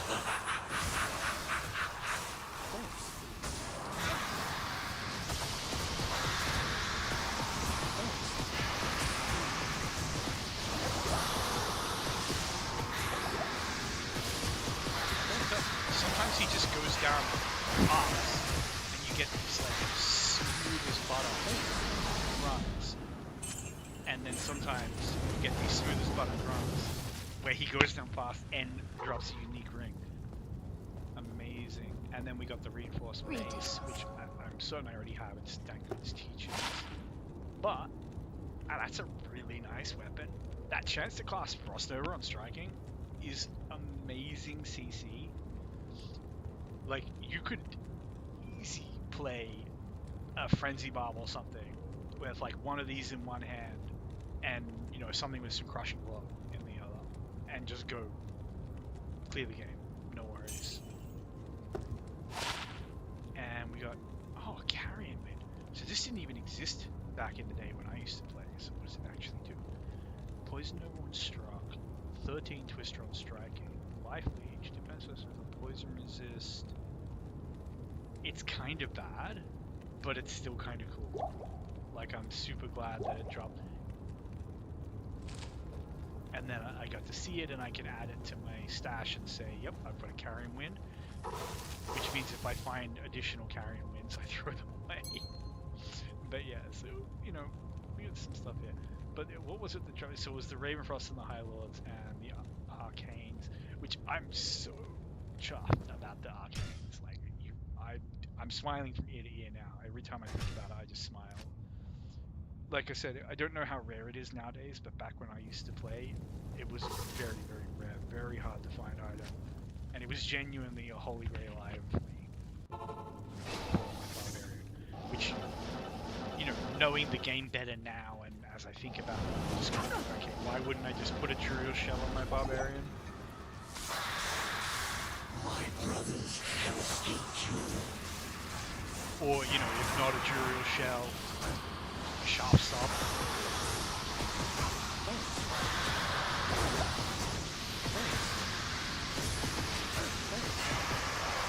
Or if it's some bizarre world where my Barbarian just cannot be frozen, doesn't need resistance.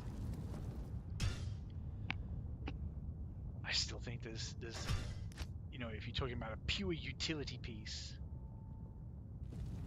there's still better things you can just chuck on, or even just a 4-socket armor with a bunch of jewels or something. This was a Whirlwind Barbarian specifically though, so you know, you couldn't just throw IAS jewels and everything and get a fat, you know, meet some crazy breakpoint. There was obviously a logic behind me wanting it allowed me to do something, but I still think I know the game better now. Looking at it,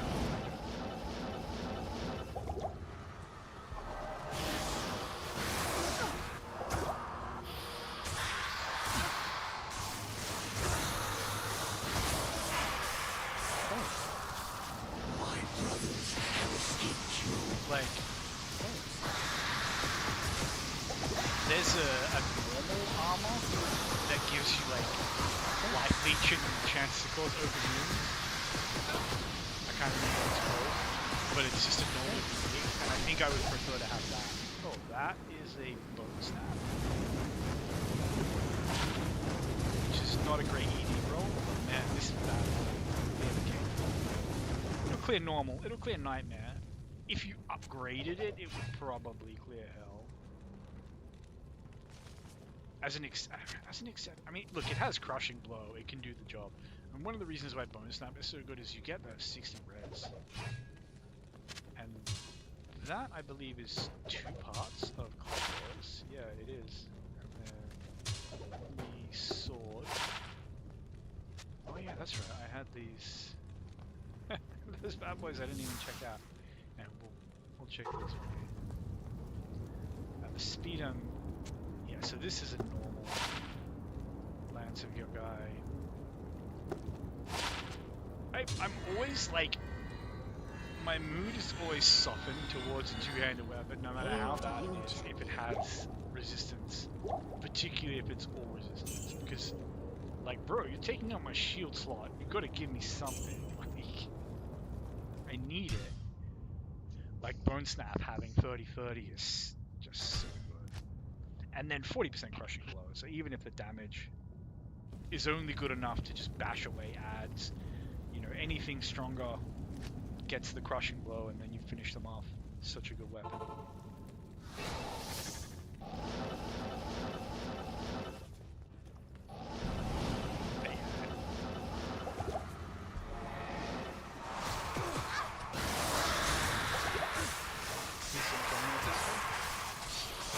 Let my potion slowly bring my life back up. I could be bringing full Juies, but it's one of those like, they're too good to use. They're certainly too good to use on this. Like I died twice. Both were my fault. No, one of them was literally just me getting freaking grassy knoll by a cold orb. Which, look, technically it's my fault because I could have more cold resist. I'm being extremely greedy with MF, but then I think that's kind of the way to farm. You know, as long as you can get it done, you can get it done. The only time, yeah, if you were sacrificing all your damage and, like, if I didn't have the Oculus and Rhyme on Switch, then I probably wouldn't bring the, you know, the Alibaba.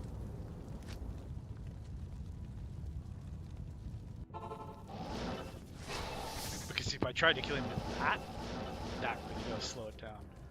It's 3 skills less, and it's a worse, faster cast, which, you know, Frozen Orb is not massively dependent on faster cast, but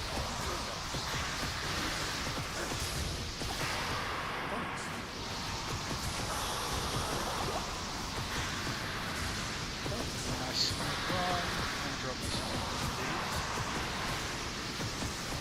Just having the water nice, very simple.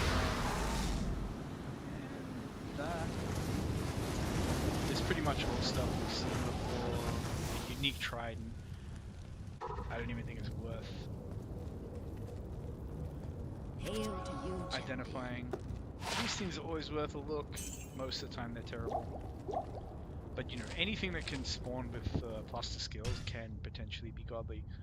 I remember back when I used to play, like in those 1.8 days, 1.8 went but 109, around the transition. I had a Necromancer that used a rare Necro Shield that was legitimately better for my build than not Tranks, than what was it? The Homunculus Trophy? The Necro, the rare Necro. The OG. I know this is but yeah, I had a rare that just had like plus to every skill I wanted. So, get those bullets out of here.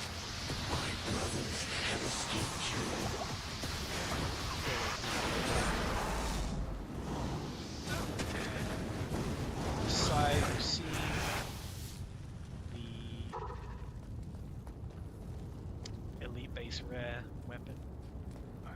What Let's do check you those need? bad boys.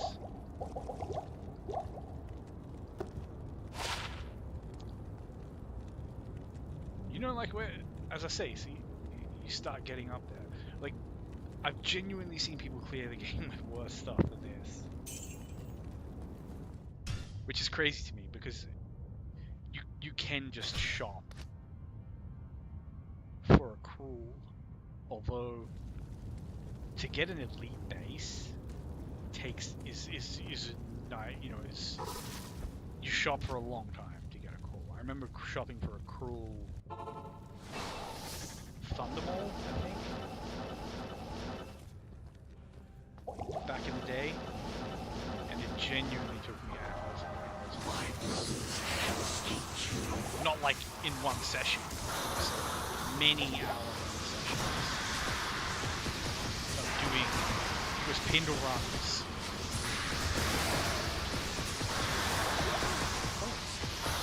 And then just checking the shop every single time.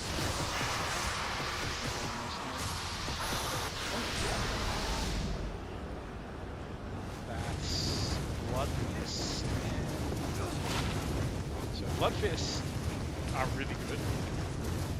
At level 9, plus 5 to minimum damage is huge. At level 9, 40 life is huge. At any level, 35 hit recovery on gloves is awesome. Like, Bloodfist are so underrated for the mods they have, like, at the level they have. I've already got a pair, but man, they just have, like, even at high level, that plus 5 to minimum damage is noticeable. Like, you put that on and you're going to be doing, like, 60, 70 more minimum damage once all your multipliers and everything have come through. Hit recovery on gloves. Oof. Yeah, the IAS, like, it could be better, but man, it could be a lot worse. And 40 to life, that's good at any time.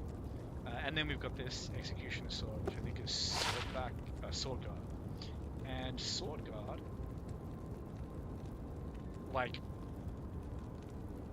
it's weird. It's clearly designed to be used with a shield by a barbarian. And then it has minus 50% requirements. Which, to be honest, I don't know. The more I look at it, the more I think about it, the more I'm thinking, like, for like a barbarian in Nightmare who wants to run with a shield, like, this kind of a beast of a weapon, but you would need to get some crushing blow, some open wounds, something somewhere, because the base damage is, I'm sure it goes a little bit higher than that, but even if it was a straight 200, it's still little. But pair that bad boy with a shield, with a barbarian, get that extra chance of blocking, you get the 10 res, all the armor, the defense. I don't consider that to be particularly valuable, but you know, when it stacks and stacks and stacks and stacks and stacks, it does start to matter. Anyway, interesting weapon. I think I've already got one sitting in my stash, and they're not rare, so for the amount of space it takes up back in the thing. And Bloodfist, likewise, but really nice drop. And yeah, it is a funny weapon that it's like designed specifically for a barbarian to use as a one-hander, because like, what's a paladin gonna do with that? They don't get the block. I mean, yeah, they get the, I don't know. There's better options. I think there's also better options for barbarian with the sword. Even if you want to, you know, be a sword shield barbarian.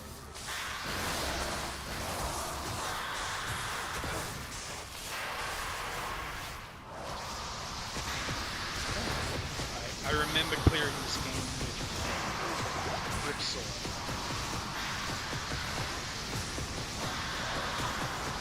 As a barbarian.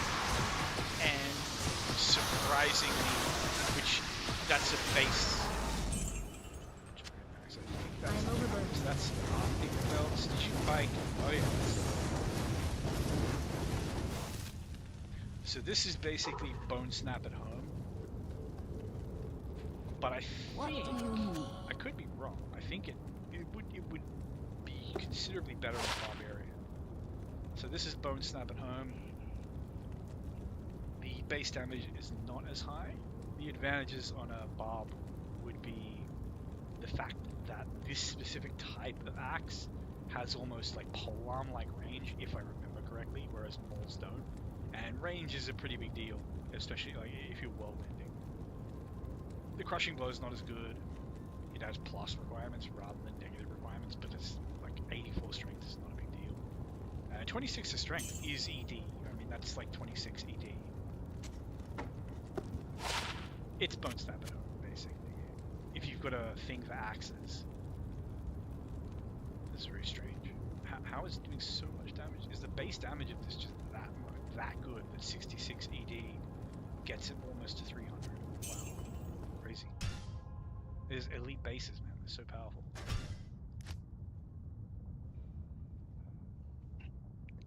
But yeah. Oh, I forgot to get my potions. Stupid.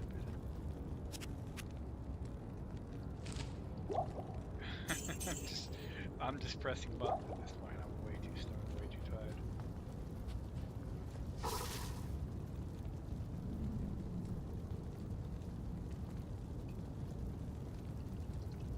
Hold on a second.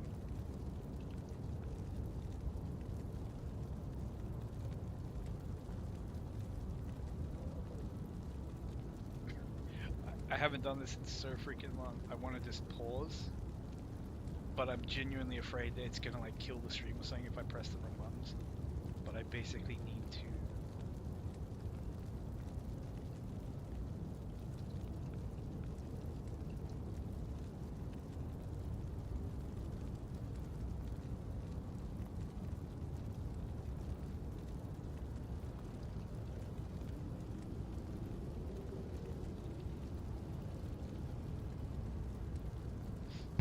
Alright, sorry about that.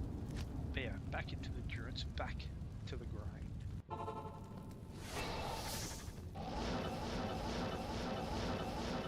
Now let's see if we can get some. My brothers have escaped you. If you're curious what I was doing there, one, obviously I want to get rid of the curse before we actually go in and fight. Yes? But for whatever reason, I just thought I rushed it. I just go into the insects where I already killed him. So I wanted to make sure he was there.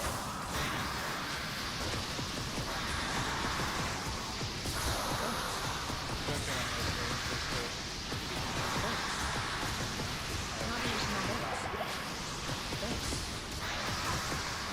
This is your groundhog day. Doesn't matter what you do. At the end of the day, you still die. Well, it's actually a bad drop. How few genuinely bad drops have I had? Greetings. Like bad in the sense that it wasn't even anything that even like a new player would be like, ooh, shiny gold. Like Mephisto is so Moorish because of that. There's always like this like oh gold ring. Oh, it's a mantle, but whatever. It's gold jewelry. It feels so like just to see it drop feels so good. And then occasionally seeing things that like, wait, what even is that? And you ID it and it's not.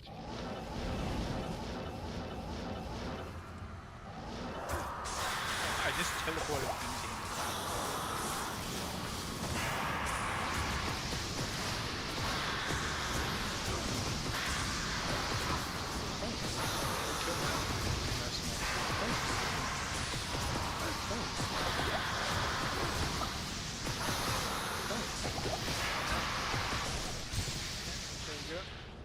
Very nice. The heavy belt, I think, is either Erathos or Infernal. I have them. Not a big deal. Rare boots I will always ID Hail to you, because champion. I've been through that. Like rare boots are potentially, you know, if you pick up no other rares in this game, pick up rare boots and gloves. You see so many good ones. Gloves with plus to skills, leech, IAS resistances. You know, boot like, you know, 40/40 dual res boots with faster run, walk, and life. Like these are really attainable rares for gloves and boots. And the odds of just finding them just because you like occasionally picking up those Fister runs, maybe gamble, stashes for the gold. I always prefer to gamble.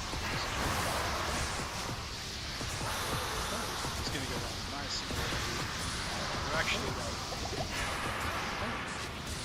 nice and early.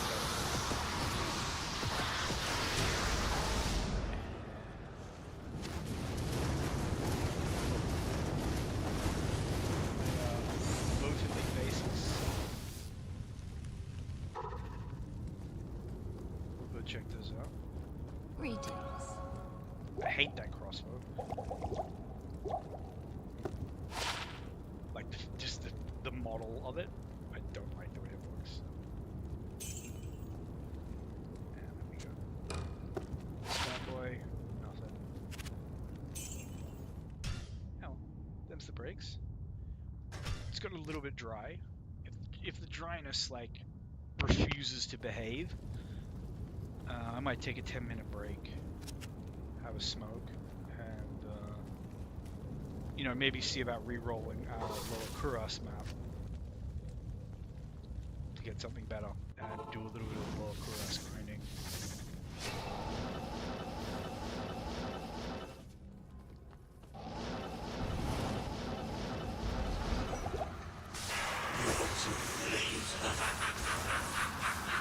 I love it when he just neatly slides down here, just killing how many over, no blood lords, no messing about with that. Just have him in a nice position for frozen orb, don't take any damage, keep him nice on the just load it up. And that's IK, which we've already found in this session. Still a nice item, part of a very nice set. And the Silver Edge, you know, I always pick up those. What do you need? Elite base.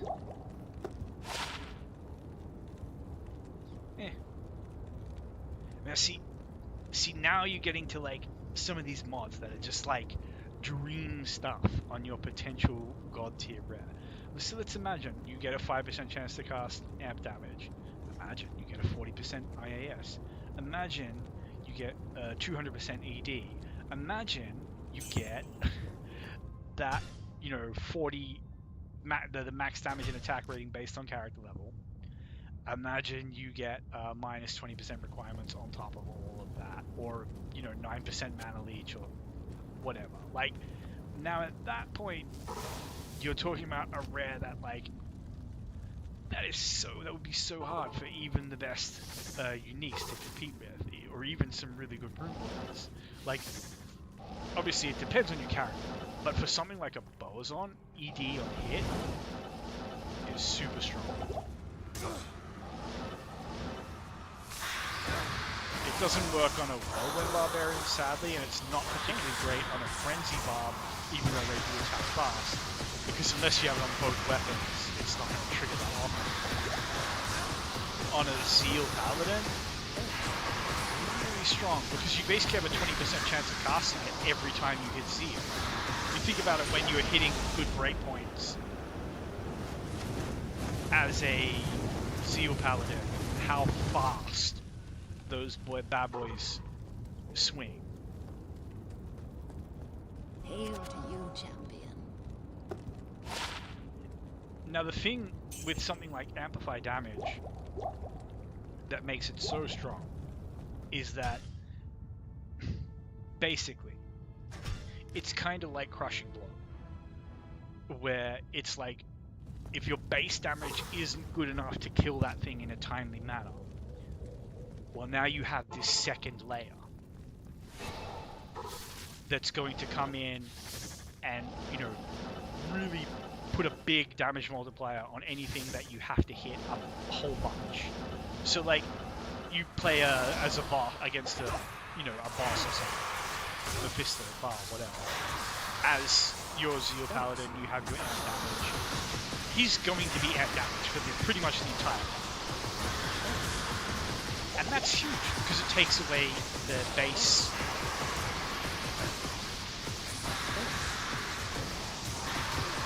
damage resistance that they get from being in hell. It allows you to kill stone skins, you know, without having to like wail on them with a freaking level 1 vengeance. You know, you just smack them with seal until that amp damage triggers, and then they just freaking fall over. Like, that to me is a god tier zealot weapon. Particularly if it was on a fast base, you know, like a cutlass.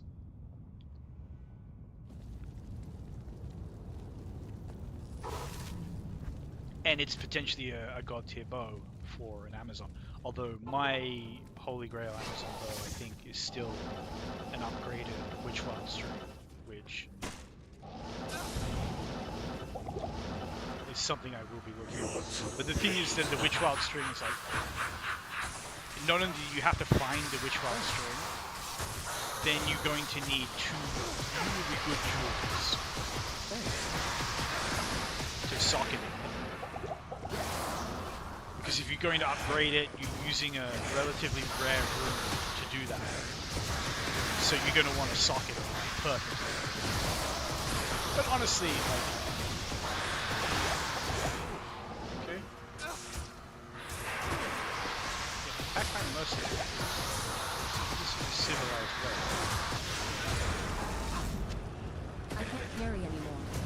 I have no idea what the battle gauntlets are. Okay, I think they're Mavinas, and that I already have them, but yeah, I'll pick them up. I already have this shield as well, but that's... Hail to you, champion. It's still nice to see gold. And this is Ball the Eyeless. Really great on an Act 3 Mercenary.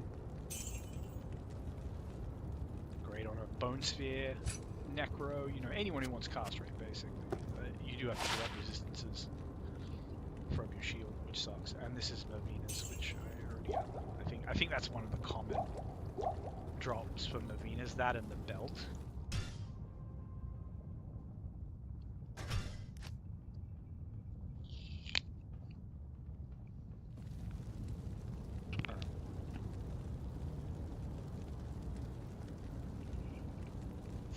I'm just gonna eat an apple here, so I'm gonna mute myself for a moment, but I'm gonna continue running.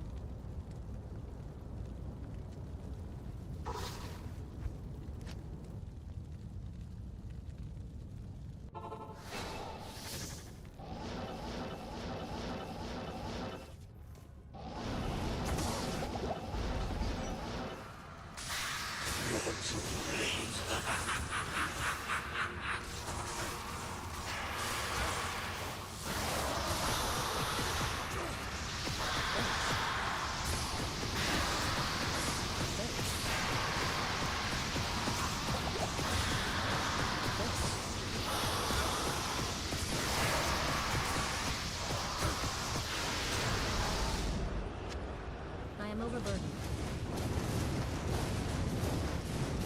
Now I believe...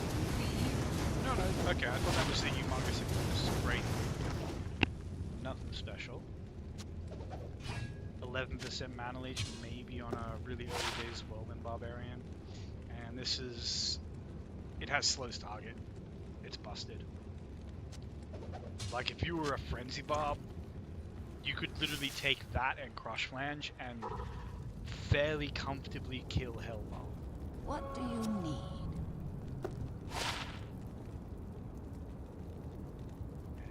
Nothing special than that. Actually, you would probably need some open wounds to finish him off. So maybe I was being a little... You'd need a couple of steals on the weapon swap. And you could quite comfortably kill Hellbound on Players 8 if you wanted to, with those 4 weapons as a Frenzy Barbarian. And you know, this is one of the things that people like...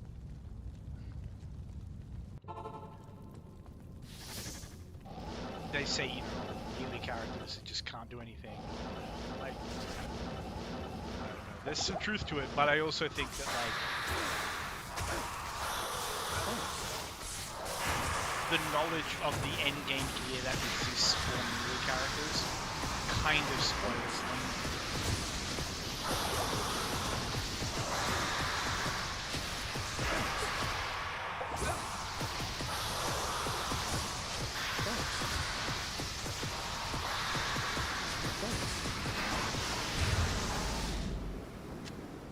That's another arcade film.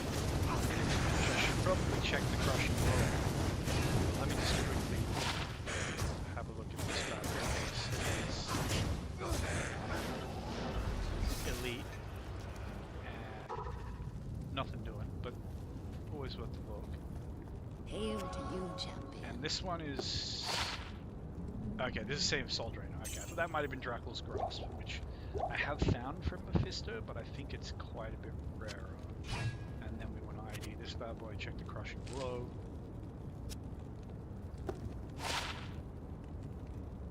Ooh, 39. That's about as good as it gets, isn't it? I don't think I have better than that. I think 40 is as good as it gets. I could be wrong.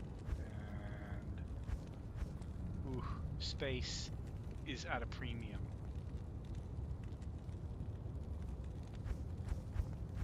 Alright, you know what we can do? We can just move some of these.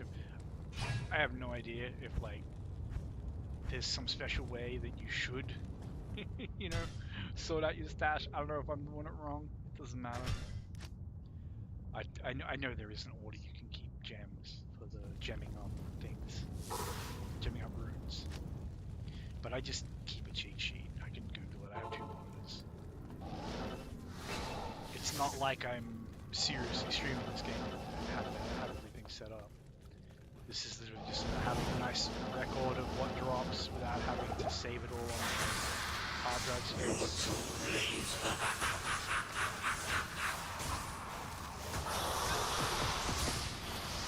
If anyone wants to just like chill and look at the drops. Like, I love to have a video of someone else grinding when I'm grinding. Like, if I could, I would have a video on right now. This is the Claymore, which I think it's terrible. Soulflay, I believe. What do you need? Yeah, I've got to remember to, like, hold on, let's just to help get this as muscle memory. Always reset the instance after going through the hell portal. Always reset the instance. Then you buy potions, then you go. So yeah, this bad boy. Not bad, not bad. Dual leech, 5 resist. It's something. It's some res, and 100% ED roll. It doesn't look impressive because this is just a low damage weapon. It's an Act 1 weapon. But if you were to upgrade that to an exceptional, the damage would be. It's not going to be good, you know, but like late normal Nightmare, it would actually feel pretty good. Like Act 1 Nightmare, I think it would feel fine.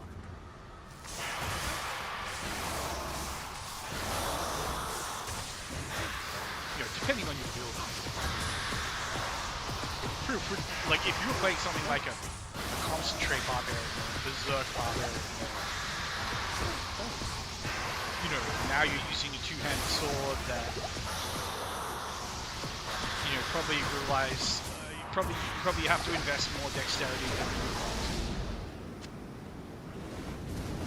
Why couldn't that have been a gold base blade? Would love that.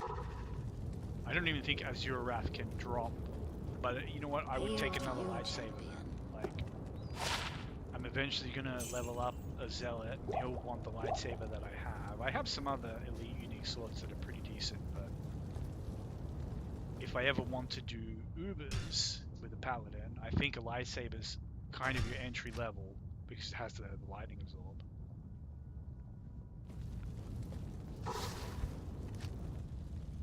So yeah. Anyway, lightsabers is a great. Wait, what am I doing?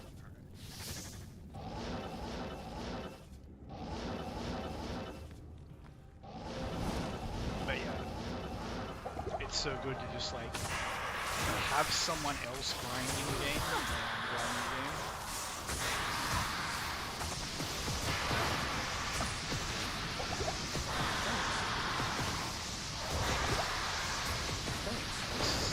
Nice, smooth fight. Yep. You just die, that's fine. I don't mind find that wasn't a shaft stop. It's 35k in the bank.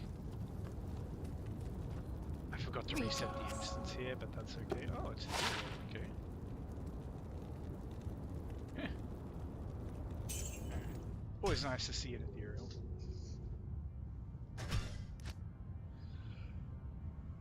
I've got a couple of shaft stops.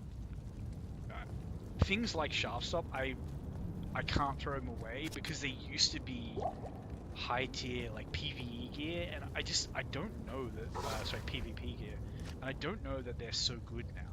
Like, especially PvE. I think you have to throw too many gear slots at physical damage reduction, unless you're cheesing it with something that gives you fade. Like having to use like that gaze and shaft stop together, or like shaft stop and string of wisdom to get close to that also. Not enough mana. Yeah, just enough. Bramble medicine lane switch. Very nice. I've already got the IS is great. The damage to demons, fantastic. 50 fire res, just really good globs. Yeah, I need that as well. And this time, like I say, I'll actually remember to reset this instance and do it now.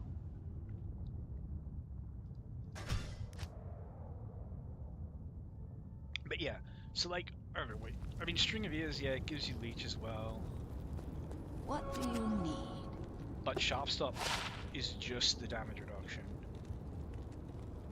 Yeah, so the ward is really nice. That huge resistance. I think that's better than the roll I have on mine, but I'm not so invested in having a perfect ward that I'm gonna take that. I'm sure there will be other wards dropped. There have been in the past. And as I say, it's an early game shield. Like for a solo self-found, that's an end game shield. Because you throw a diamond in that bad boy and it's like 60 something resist all. You know, finding an item like that's the only way you're going to have non-locked resistances in battle. If you're not a paladin, assassin using Fae. And then, you know, even as a paladin, like, yeah, you can switch to Salvation or Sanctuary, whatever, the one that gives you balls. But you're switching off whatever's giving you damage to do it. Okay, now that's a drop. Sometimes the man just pays out. So yeah, we got Results Heart, which I've got, really nice item. Defensive aura is kind of... We got a String of Ears, and we have, that is either Titan's Revenge or there's another one, Thunderstroke, I think. I have both, but both are very role dependent, so always good to see more. And yeah, resetting the Hail instance to there. you, champion. And let's see what we have here. Oh, Thunderstroke, and what's the roll like? I don't know what the rolls on Thunderstroke are like, but that looks like a good roll to me. That's a big freaking number on the throw damage. 100, 200, minus enemy lightnings. Oh, and then what do we got here? This is not so great. I do have a better String of Ears. And you know what, I'm not so married to the String of Ears that I want to keep more than one if it's not so great. I think a 10% String of Ears, yeah, like String of Ears is such a good melee belt, but on a 10%er, nah. There are better options. There's like even the 10 all res on a freaking Night Smoke or something maybe. Or IK belt that gives you that 60 res and 25 to strength. IK belt is such a beast. But let's be real, like we're all like evil, grasping little loot monsters, we're probably just gonna wear a freaking gold wrap forever. Never take it off unless you absolutely have to.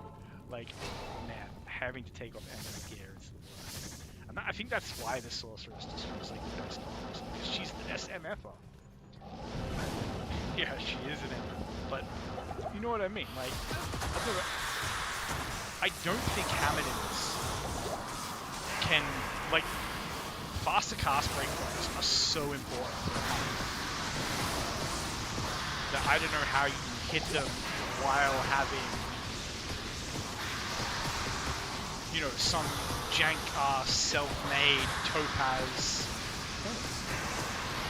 MF gear. You know, you're certainly not going to do the business as a barbarian or something. A fire druid, a wind druid, fire druid, yeah, probably, depending on, you know, where you're farming. Fire druid could potentially be a really good MFer. Like, I'm sure there have to be some good high-level areas where there aren't many immune to fire enemies. Nothing doing on that one, but always worth a look.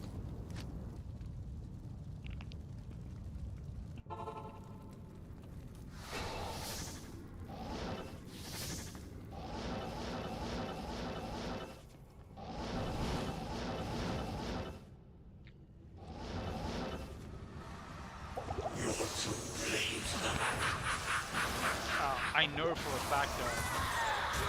Alright. That just happens sometimes. We don't have to worry about it. We just... GG go next. The only thing I don't like about that is it starts me here in Act 3. In the freaking boonies, I have to walk all the way to Ashira's stinky tent to res my boy. It's Good day. This is why I would really like some run walk. Like, that's a perfect roll on the MFs. I think it's 30 with resistance. It's hard to be too pissy about it, but man, it would be nice to have even 20% run walk.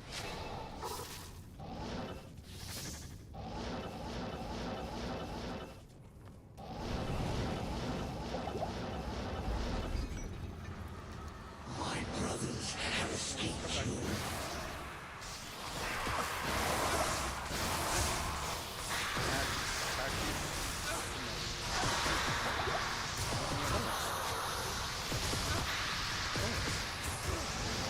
When I say attack the mercenary, I don't mean kill the mercenary. This is so bad.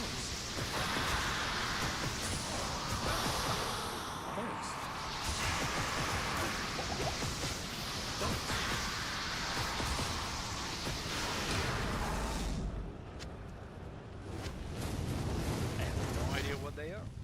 The Morningstar, I think, is... No, I think Bloodrise? Hail to you, champion.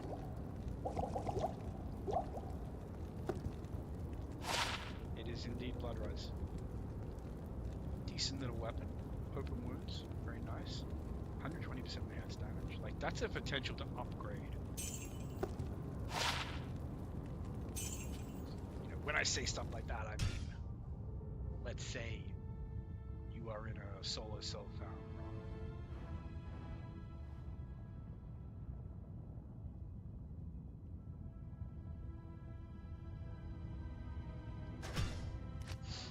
You know, and you're not necessarily going to have the best of everything, and you don't want to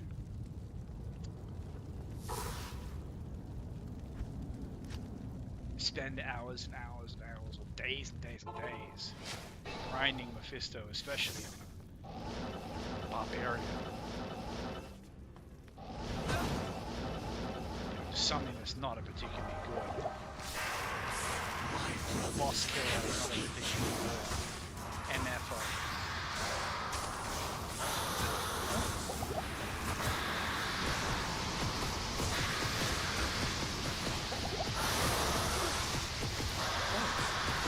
Bloodrise could easily get you a nightmare. That 120 DD would look a lot better on the second version. Open wounds scales with level.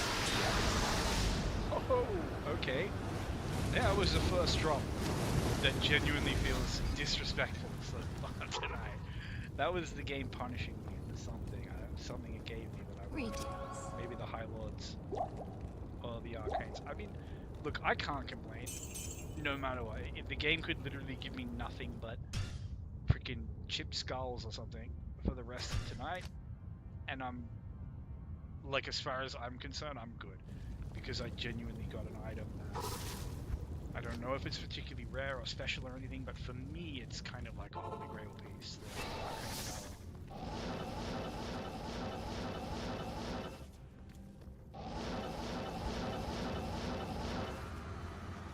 You're too late.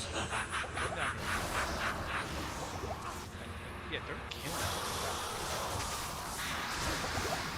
So part of the reason why he gets that, like, you know, he's so angry with missions, he's not slow here, but you gotta get that slow one, and it just becomes so much fun.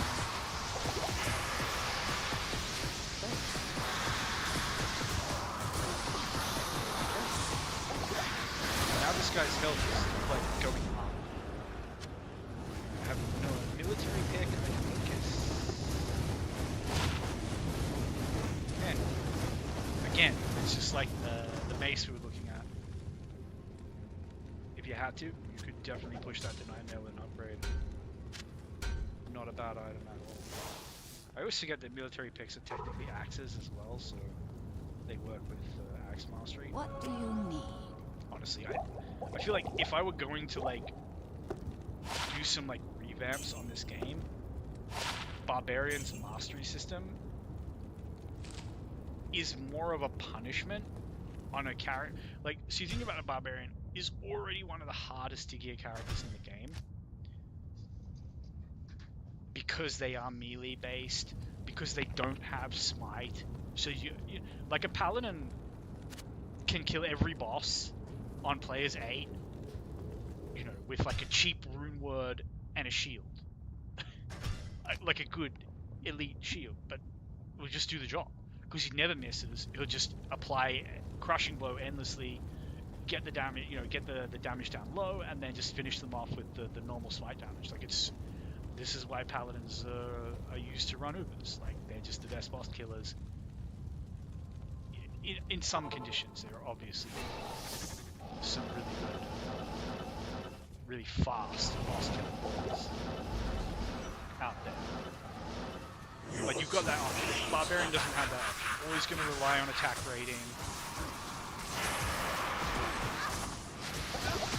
And now it's like, well, a paladin can just use any weapon, and his, you know, aside from smite, all his shit works.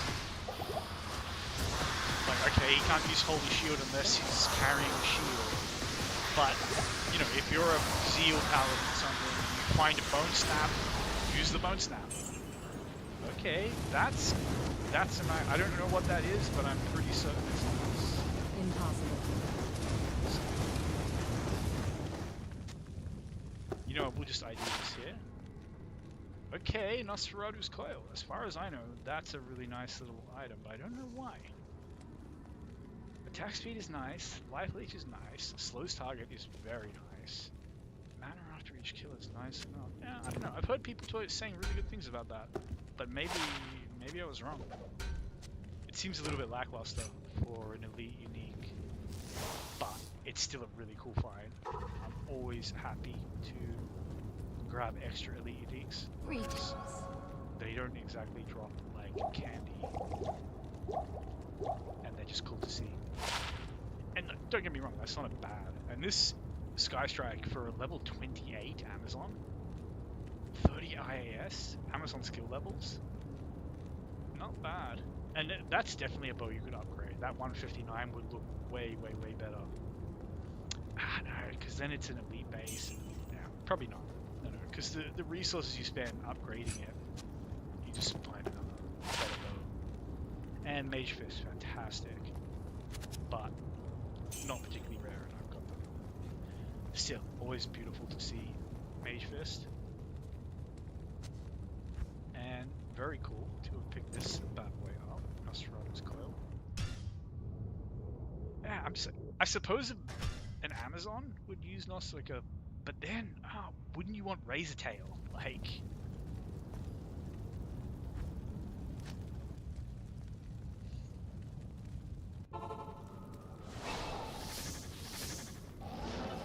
but then again, I don't know, maybe you're using a Bariza. You don't need Razor Tail. Or even a Shikaku.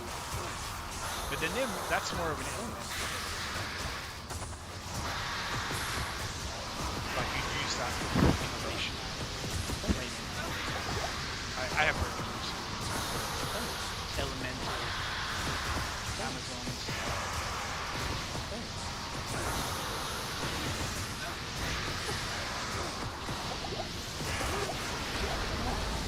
Double KO. And this, I have no idea what this is. This might be Jalal, so I really freaking hope it's Jalal. But I have a funny feeling it's the other one, the bad one. But we'll see. What do you need? Cerberus Bite. +3 to shapeshifting. Oh, 75% bonus to attack rating. Life Leech. Open wounds. How is that not an amazing druid helmet? Why was I saying that's the bad one? Like, I don't know though. A druid needs res. He needs fucking res. I guess there are one-handed fury weapons. There's like, wait, what was the one I just found? Nord's Tenderizer or something?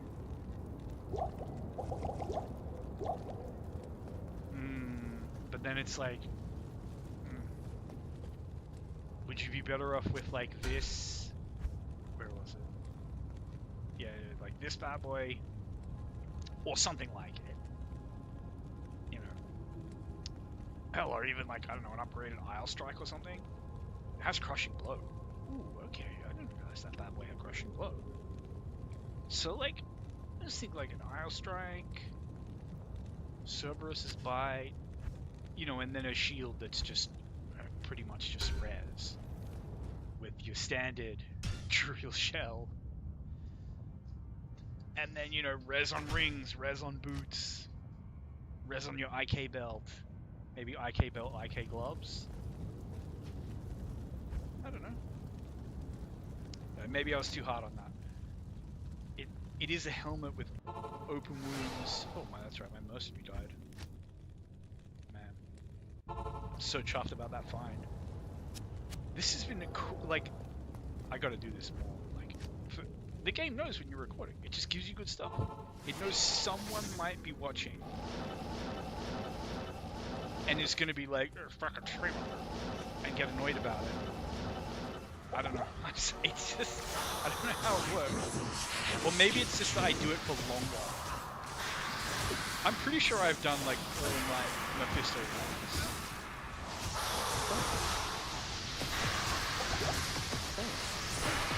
I did a full night of Lower Kuras grinding and found it, and that was, like, I say that was it, but let's be real, like, it was really nice drop in like one night of Lower Kuras grinding. There was other stuff as well, obviously, like 80 bajillion gold, lots of rares, found a couple of uniques. Yeah, nothing special there. But yeah. Now I'm thinking about this Fury Druid.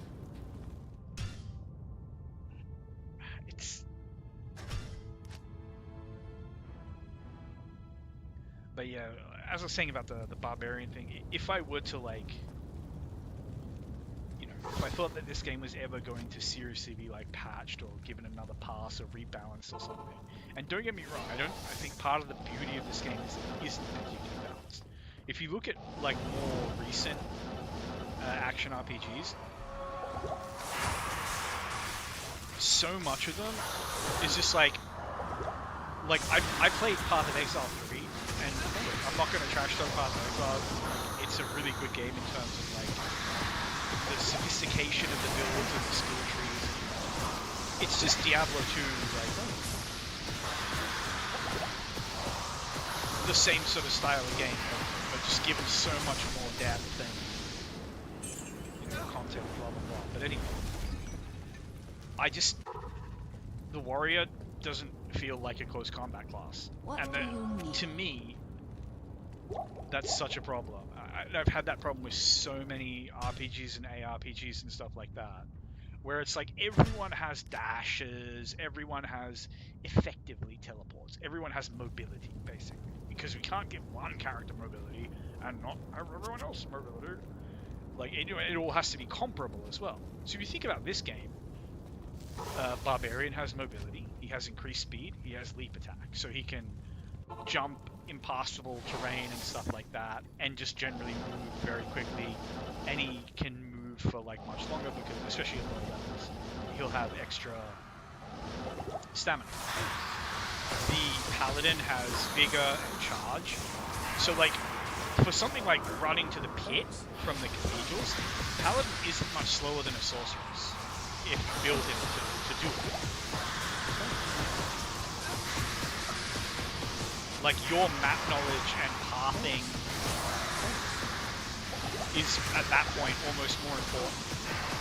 Now, a Barbarian, always going to be slower. Amazon, always going to be slower. Necro, always going to be slower. Druid, always going to be slower. But then it's also like... Greetings.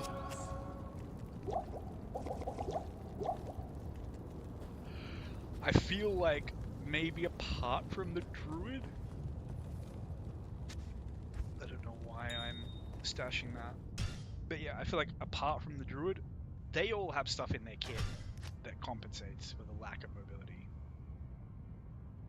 When I say apart from the Druid, I think the only thing wrong with the Druid is, I don't know, he like the melee.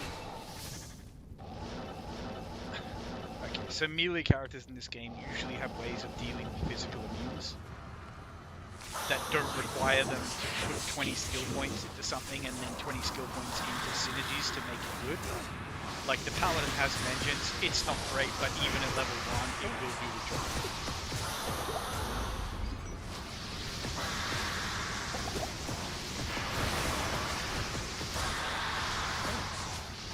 You know, the Barbarian has Zerk, even at level 1. The biggest issue you're going to have with either of them is attack.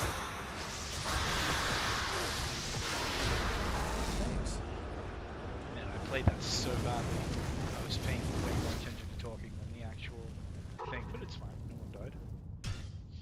Not that it would have mattered if anyone died. But yeah, as I say, so you got Vengeance, you got you got Berserk. Even the Amazon has things like Charge Strike. The Druid has what? Fire Claws?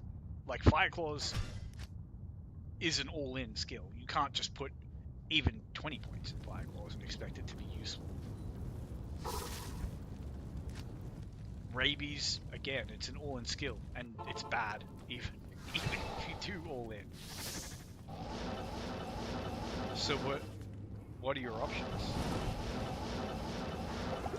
Crushing Blow, and elemental damage on your weapon. And good thing there were no bloodlines there.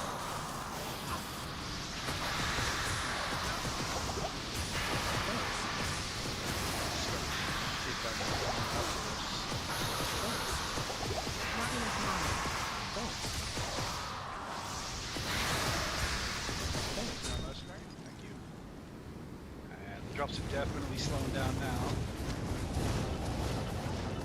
But that's fine.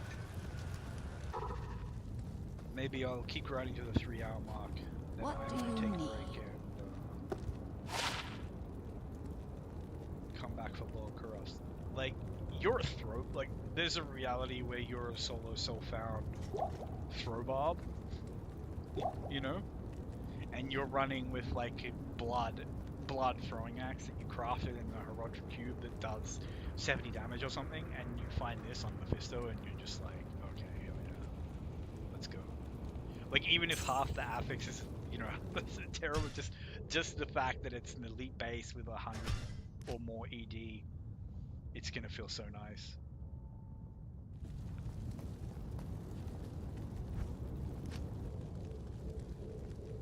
But then again, you know, if you're that kind of barbarian, you're not going to be farming it, so this quickly with this much MF. Like, I think I have like 500 and something MF on my weapon switch, and I don't have a lot of gear. This is really basic gear. You know, only a sorceress is going to get away with this and still do damage and still be able to get in. Wow. Okay. I like red belts. I like gold. I'm not gonna complain. That was a kind of janky drop, man. Hail to you, champion. Just like, here, have this spiderweb sash. I should keep that. I'll keep that for cubic runes. And yeah, really bad item. But you know, I checked it because I have faith. I believe in the res. And I know the best place to farm the res, I think, is actually Lower Gurust, because when those chests drop res, those super chests, when you have them up on players 8, they just poop out like 6 res each. It's wild. And you know, they're pretty much like, they're all at high level. I mean, look at this. This is just from tonight. This is not bad at all. We got Gore Riders. We got Nosferatu's Coil. Ironstone. I think I got that really early. We got this Rip Hook, which, you know, it's not great, but whatever. We got some Soul Drainers. This is some of my stuff. We got a Nord's Tenderizer, Isle Strike. We got this, which I was going to chuck in the rare band. We got my Arcane's Power. It's so beautiful. The Wilhelm's Fry, which I think I already have. I think it's a double. We got the Rib Cracker. I love the Rib Cracker. We got the Highlord's Wrath. Like, come on, you cannot complain about the Highlord's Wrath. Like, 32% deadly strike, +1 to all skills, increased attack speed on a freaking amulet, and light. Okay, so like, I forgot that bad boy had lightning res. We got the Silkweed, we got the Marrowwalk, the Goblin Toe were already in here, so yeah, some really nice stuff. But yeah, I forgot that the High Lords had lightning res. Like, that's just like a little bit of ketchup on top that kind of sells me on it almost, because I was thinking like, it's just pure damage. And I mean, it is pure damage. It's a lot of damage. But damn, with the lightning res, I don't know. I found Seraph's him doing this the other day. But I think if I am going to do a Steel Paladin or something, he's gonna grab that. He's gonna want that highlight. Like, who else would even use it? A Whirlwind Barbarian can't use the IAS. I mean, he can use Deadly Strike, is still amazing, but he's not going to benefit from the IAS. Yeah, Whirlwind Barbarians kind of suck, because they can't use... They won't benefit from the IAS on High Lords. They won't benefit from, like, the amp damage on Atmoscara. Ooh, 40 IAS. If only that damage roll was better. Oh well, it is what it is. But yeah, so they can't use the amp damage on here, so no Atmoscara for them. Like, I guess your ideal endgame Ami for a Barbarian, Whirlwind Barbarian, is either like a God Roll Rare or a Perfect Mars or something. Or maybe a High Lord's Wrath and you just have to like cry about the fact that you're not benefiting from the Deadly Strike is still gonna be huge. But I don't know, maybe as a Perfect Mars.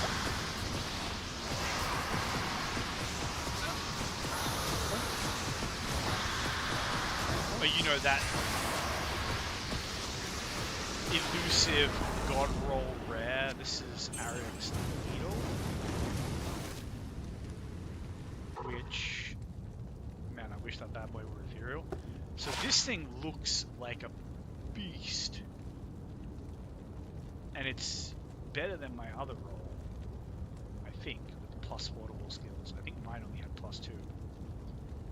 It looks like it should be beastly. Like, look at that damage, 103.72 with 30 IAS and 50% deadly strike. Like, oh, okay. And yet, I have this funny feeling it's just not going to be particularly good.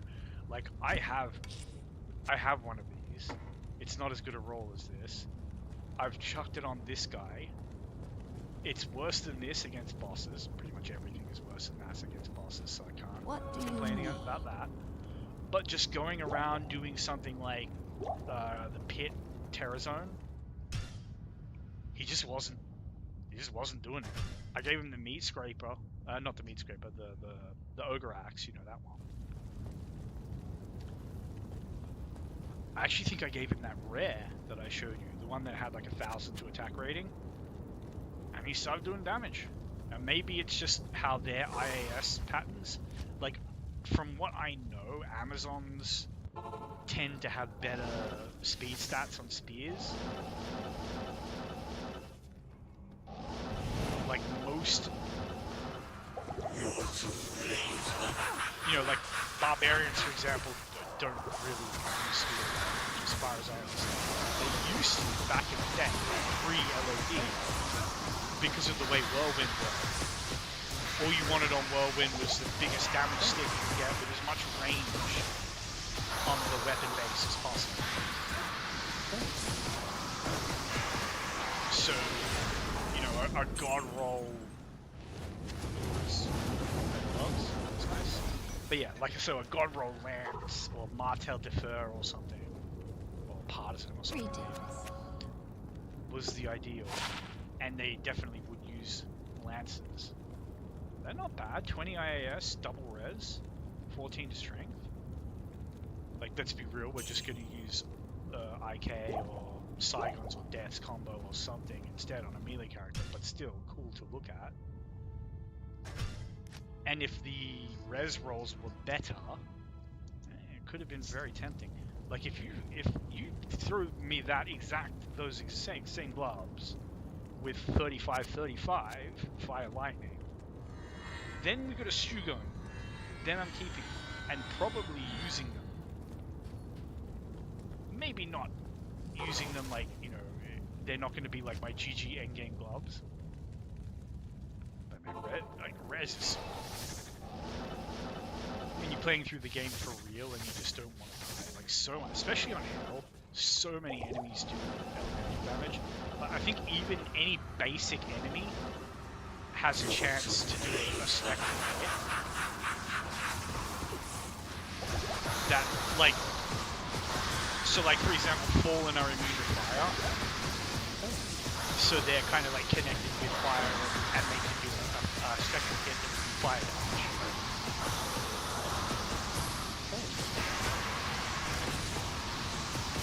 And you know, when you have hundreds of them, that's Sabi. You know, when you have hundreds of Fallen taking swings at you, that's going to be a lot of fire damage. You know, then you have Shamans and everything else. Like, those archers, like Act 1 rogue archers, they are so lethal. And I'm pretty sure they do a lightning spectral hit. And there's a Gorfoot, we know about that. 2 mana leech on boots is pretty freaking cool, especially in the early game. And this is the Sabis. I don't think that's a particularly good roll on the resistance. And I've already got one, so in the bin it goes. I would like a full Sasabi set for a Barbarian Mercenary, because it makes them really freaking tanky. And for me, that's what I want in a Mercenary. I just want them to not die. Like, whatever I have them here, whatever their job is, Like, this guy's job is to slow Mephisto and not die. That's it. And when I bring him in a, non-Mephisto run, his job is to kill stuff that is immune to both fire and cold. And he needs to not die so he can do that. Obviously. So step one for me on any mercenary is just getting to the point where I'm not constantly having to raise them. And a lot of that is just like I've been playing this sorceress quite a while, and there's some nice drops which are good. She's had this bad boy with her for a while. We're both almost level. That's why he lives so long. Because enemies suffer from the whole, and those are Dracul's grasp, I believe. That's Hawkmail, and that's this bad boy that we've already found one of. And look, okay, now that I think that damage roll is even better. All right, we might actually have to do. No, because yeah. So this is just cannot be frozen mail. It's really nice because it's cannot be frozen. Cannot be frozen is amazing. It has some resistances on top, and faster run walk is huge quality of life. Like, there's a world where you're playing as a solo self-found zealot or something, and that's your end game. You wear that to the end of the game. Because, assuming you've got good shield, good res, good weapon.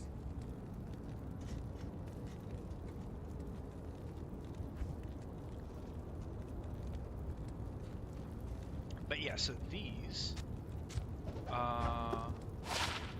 okay, so these are the good ones. These are the bad boys with the life leech, the open wounds, the plus life after each kill, the plus strength, and the big one, the chance to cast life tap, because that works even on things like smite.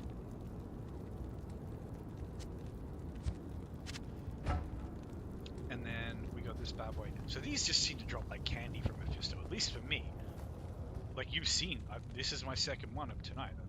That's one I prepared earlier. Oh no, actually it wasn't a second one tonight. It must have been yesterday that I found the second one. But this one does seem to have a very good damage roll. The only thing is,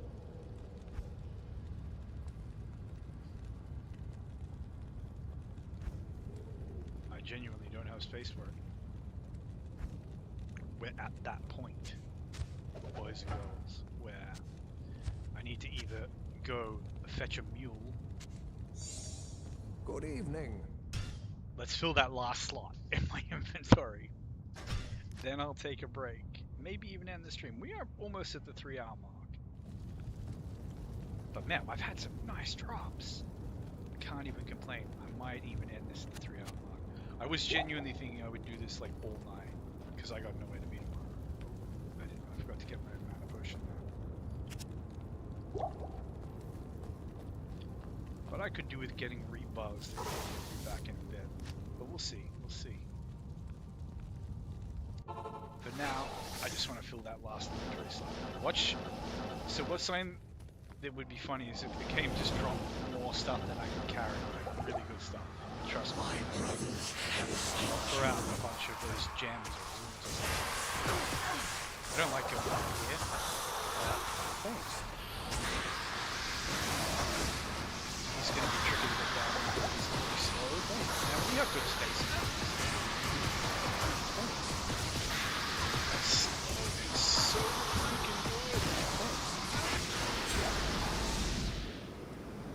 Bone knife. Is that another withered spike?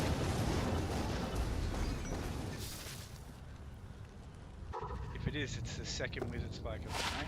It is. I'm getting to the point where they just go on the ground. Like I just don't even care What do anymore. you need? It's so many wizard spikes off El Mephisto. And it's a really good item, but it's one of those items that like, who uses it? Like, is there any world where a sorceress is going to use a wizard spike as her GG item.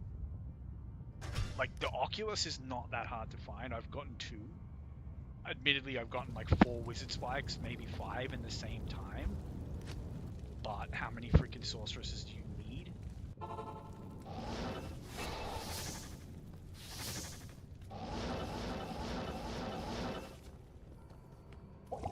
Like, Oculus still gives you a lot of cast rate.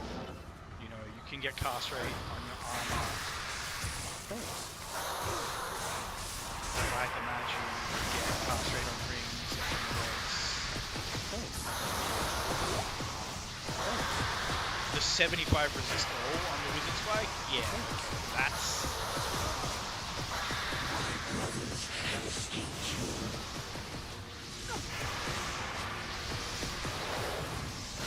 That's enticing.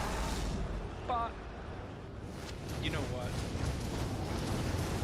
When I'm wearing all my, like, serious gear with the sorceress, Hail to you, champion. I find I don't need it. But no, I'm kind of tempted now to respec the sorceress just to have enough dex to actually use the wizard spike and try using it instead of Oculus on these MF. But then freaking Oculus gives you all resistances too. It's not as good. Man, Oculus is such a freaking good item. Like, it's nerfed by that chance to teleport you, which can get you killed. But apart from that, I know Shooter's Temper exists and it's potentially better, but man, Oculus is a beast because it gives MF as well. So actually, no, I was gonna say, like, is there a world where I maybe use Wizard Spike instead of Oculus to kind of shore up my resistances a bit? But it's not like I'm dying. Like, I have been one shot twice, I think. Just kind of like from the grassy knoll, and Mephisto just kind of looked at me and was like, I am banishing you to the Shadow Realm. And then there were a couple of times that I was just kind of slowly shooting his face. So maybe the Wizard Spike would have saved me. But I think it would have saved me at the price of slowing me down on every other round. But maybe it hits some cast rate breakpoint that will just physically allow me to like teleport a bit faster. I don't know. That's Alda's Rhythm, which we can take a look at. So it's oh, okay, I did not know that could roll with 3 sockets. And since it can roll with 3 sockets, it's gonna have to go here because it's better than mine. But yeah, so Alda's Rhythm is a weird one. It just doesn't really have ED. It has adds 40 to 62 damage. I guess there's a reality where you put 3 Hom runes in it and upgrade it to an elite for a Fury Druid or something. Seems like a waste of 3 Hom runes. Or 3 Ruby Jewels of Fervor. I've never had a Ruby What Jewel do of you Fervor, need? by the way. They're unicorn-like. In their rareness. It's the kind of thing that you don't even, as a single player grinder, you just don't even think about it. Like, if I were on Battle.net, it's different. You could trade for it. You could farm other things and trade for it. Like, the idea that you're ever going to have, like, multiple Ruby Jewels of Fervor to just socket in stuff as a single player. But there is still a world where you genuinely give it some ED from the socket. Which would have to come from Ruby Jewels or Ogres. But even 3 Ruby Jewels at 140, and then on the Elite base, 30% IAS. I don't know.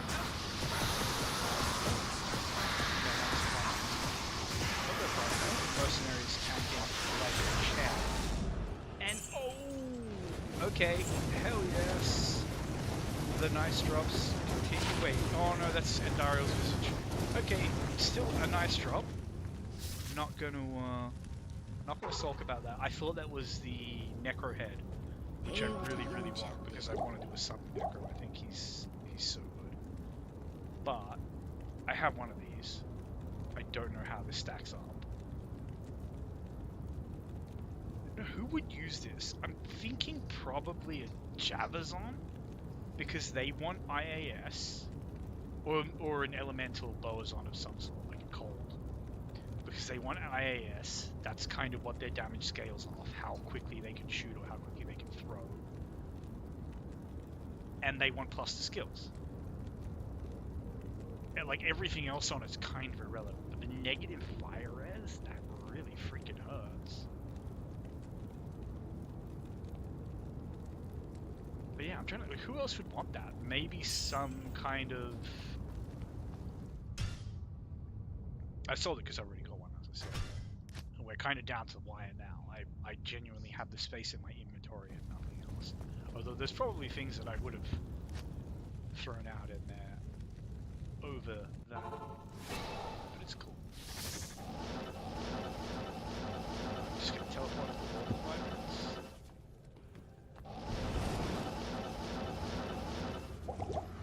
But yeah, now the game kind of has me hostage because I've said to the game I'm not ending the stream, you know, until I have no more space in the stack.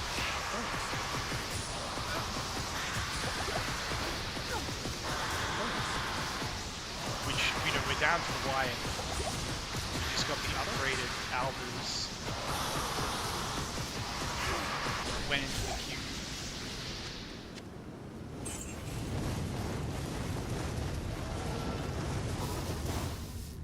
And now we just got an elite drop on the elegant blade, which I forget which one it is, and that's a blade of What do Alibaba. you need? They don't seem to be rare. They're nice to see. But yeah, they are not rare from what I've seen anyway. Now this bad boy, man, I want to put 2 of these, and I have 2 of them, on a frenzy bomb. And just watch that boy go to town with the 50% over wounds, 11% leech. Like, I feel like if I put this, and 2 of these on a frenzy bob, he's gonna give stuff the business and not die, which is what you want. Because 10%, I mean, I think it can go even higher. That's a lot. And the 50% of the open wounds is potentially really nice as well. That's just boss damage. And I forgot to actually buy potions, but that's fine. Let's just get ourselves another instance. Still have space. I think I have 2 of those already, but we'll see. It would be good on a zealot as well, actually. There's also the Cutlass, which I forget what it's called, the Jin Slayer, which is similar kind of weapon, but it has 2 open sockets. It doesn't have the open wounds. It has a truckload of fire. So pretty good with 1 leech on the Barbarian.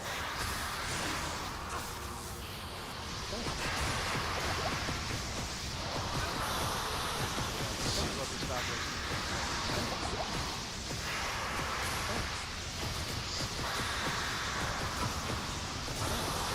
Unless I get to the point where I just desperately need to leave.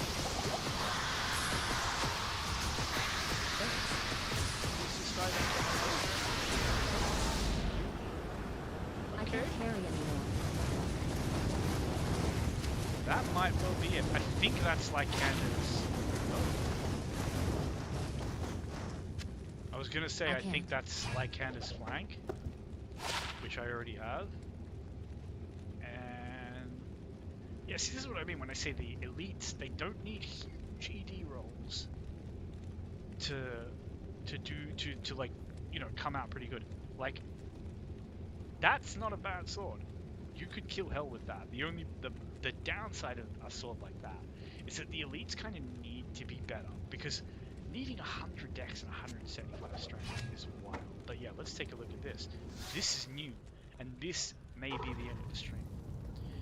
Even if it is for a Spearazon, which I think is probably the worst class in the game. But also, you don't have to go pure Spearazon. Like, you can have that on a weapon swap for use mixed with Charge Strike or something.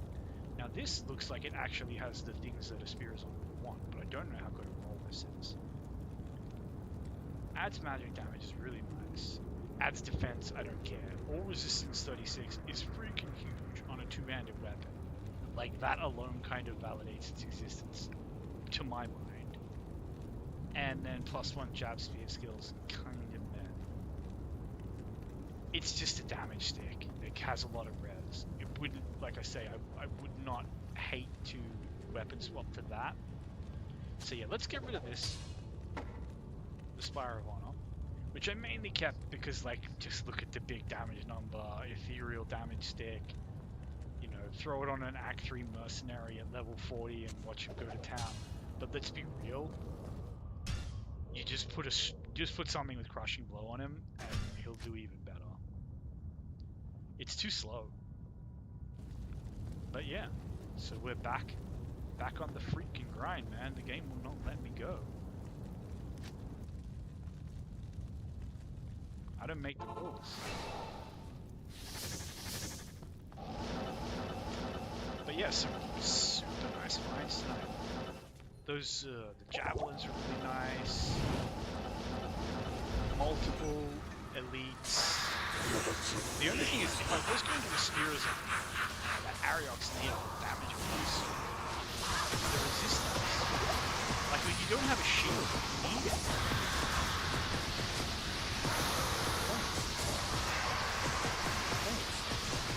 But I also feel like that's probably a really bad roll on the matriarch javelin for Monster. Because as far as I know, they can get quite good. That's like an which is a really freaking nice bow.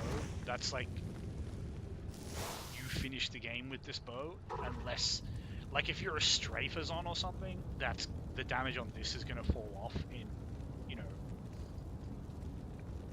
in hell somewhere. It depends on your player setting as well. You know, if you're on like players 8, this is gonna feel like shit even on the Blood Maw. But as a cold zone or something. Man, this is your end game bow. It's got everything you want. Plus 20 to energy is huge. Dex attack rating, mana leech keeps you in the business. The physical damage is really only relevant for stuff that's immune to cold. And then you get the IAS and the +4 to your damage skills. Huge. Unfortunately, I already have one. Really nice bow. Hail to you, champion.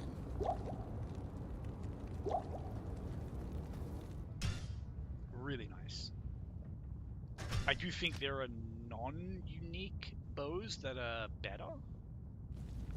Like, if I would, if one of these days, and I will do this, I want to do a cold Amazon where I just use Weisendraw, I think it's called, which is not even an exceptional unique, and the only thing it does is it gives the enemy like -30 cold resistance, which, like, as far as I'm, like, that's an end game bow. Oh, 12 life.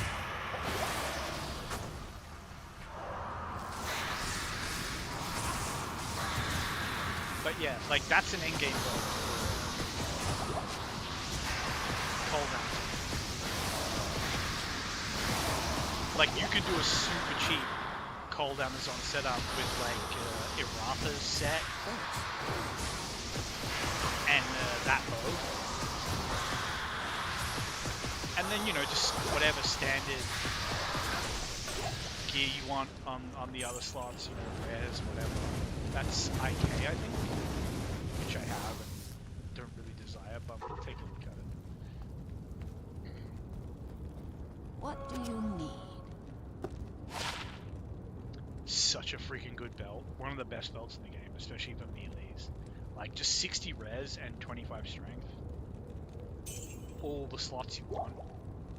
Like, I would like to upgrade this gold wrap, to be honest, to have an extra layer, but then it needs like 100 strength. And if I were doing a Blizzard Sork, then it's like, oh, well, then I can wear Snow Clash and do a Blizzard Sork. I don't like Blizzard Sorks. I don't think they feel particularly strong, especially against Mephisto. They feel way slower than frozen ore. That could just be copium to me, but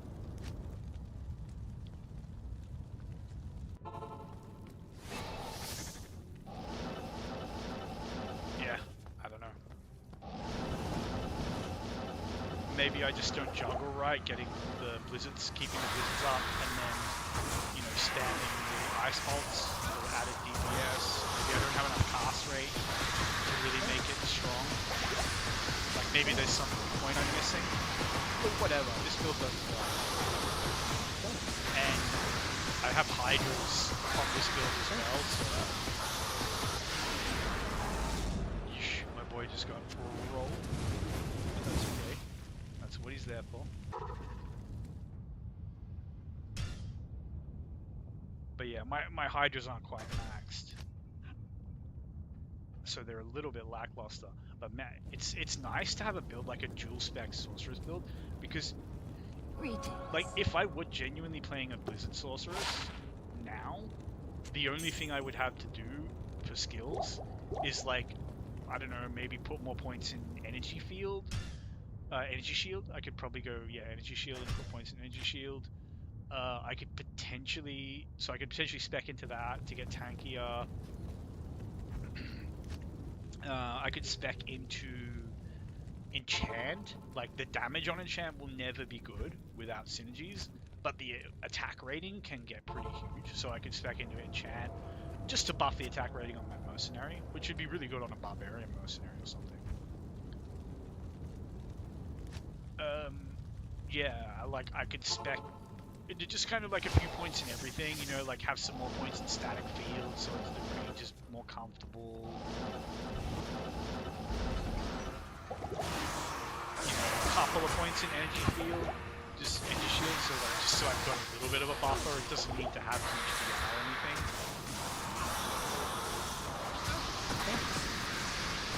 So you know, there's things I could do as a build sorceress that would make my build stronger, but I don't feel like none of it is going to feel as good as just slowly getting to max an alternative attack skill.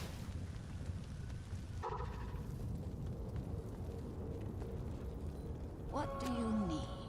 And I know a lot of people use Meteor or Firewall. My main thing is like, see, like, look at this bad boy, right? It's got some terrible stuff on it, but just look at those first two. 65 to max damage, 40% increased attack speed. Now you imagine you throw on a two, you know, even a 160 ED roll, and this would be starting to look like a beast. Is it a wind hammer? You know, even with those rolls? No. No. Now if it were 40 max damage and 1000 attack rating based on character level, now that's starting to get a little bit more tempting, because, you know, that's like having freaking angelics on your weapon. You know, if it were chance to cast amp damage on top of that for like a Fury Druid. Now that's starting to get really juicy. You know, rares can have, you know, like rare weapons can just have random resistances as well, which is like, yeah, hell yeah. I would love to have just like 40 fire resist on my sword.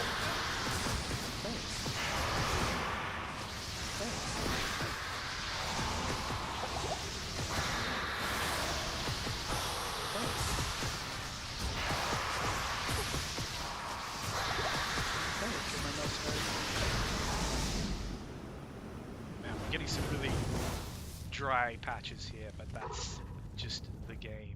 You gotta do it. You gotta push through it. You gotta keep cranking the handle on the slot machine. Hail to you, champion. And it's that you trick yourself, you know. My way of doing it is I say, I can't stop until I get something good. And then I get something good and I'm like, well, I can't stop at that. I can't stop on a quick draw. I've got to I gotta stop when the game has like disgusted me with like 7 bad drops in a row. I'm so traumatized. I don't even want to look at it. Like that's where I need to be. Or I'm gonna be tired.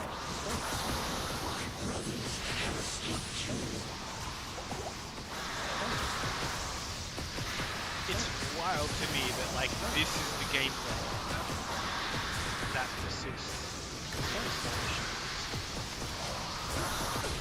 I don't know.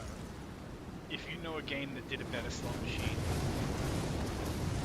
you tell me. I don't know what it is. Gold text on the floor. It's just the dopamine of it, especially when it's something you don't. So it's a tricky little thing, right? The way your brain works when it looks at a word, you don't What read do you letters. need? Like, you know, when you're new to reading, you read letters because you're sounding it and figuring it out. But once you are a practiced reader and properly literate, you recognize the shape of a whole word.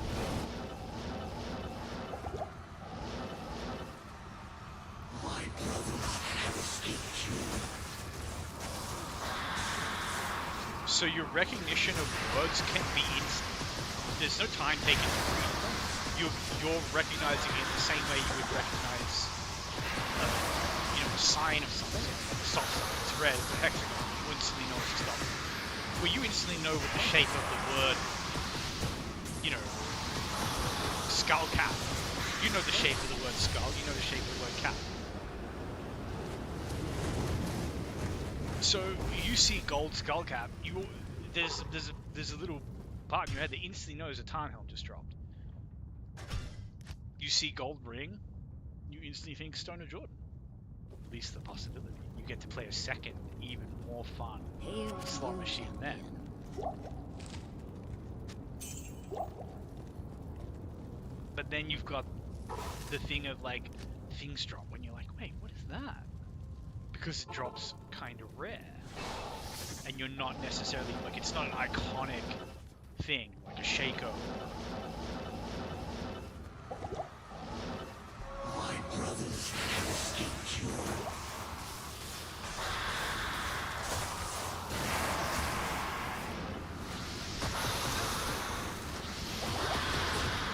Oh my god, I just keep looking at this stuff.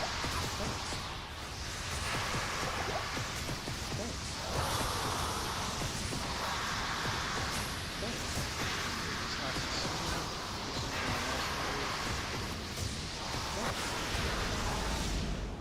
And he dropped another one of those.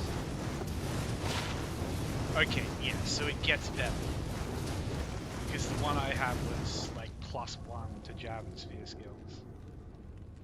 And this one's +3, so it definitely gets better. And this siege crossbow, I think, is some terrible thing for a necromancer. Yeah, +2 to necromancer. I've got one. Anyway. I'm gonna quickly identify these boots. There could be some way to go roll, they're not. I'm gonna chuck that jab. Oh, I forgot to see if the res roll or resistance. Oh, 39. Is that better or worse? 36. Ah, okay. I was gonna say, oh, it's just universally better. It's not. The ED roll is way lower. But I feel like a weapon like this isn't really about damage. If you were going to seriously use a weapon like this, I mean, what even is it for? It is about damage. It's for impale, really. Because if the physical damage didn't matter, What then do you just need? use your javelin. Anyway, it's still cool. And I think the plus skills will fundamentally give you a lot more damage than the additional base damage.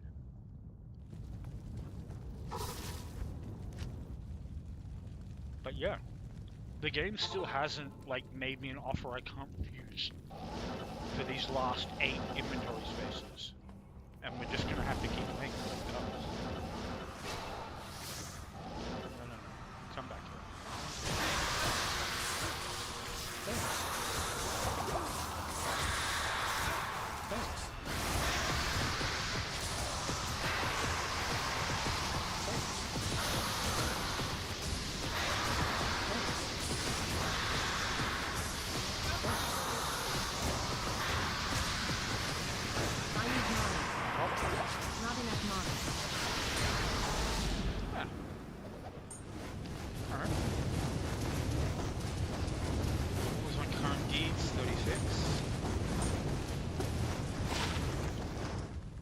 fun. Okay. Can't complain about finding keys. Cadence. Oh, that's an enemy.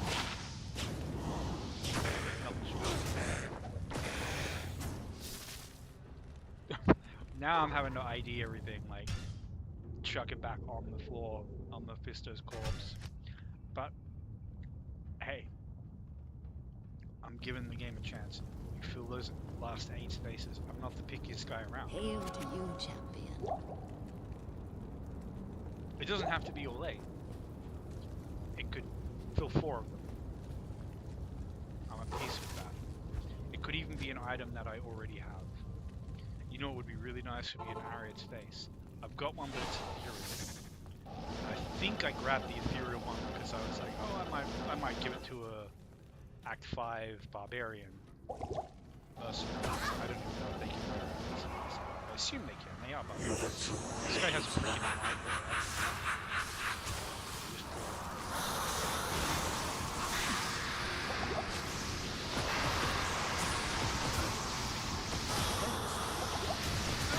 That does mean it's 12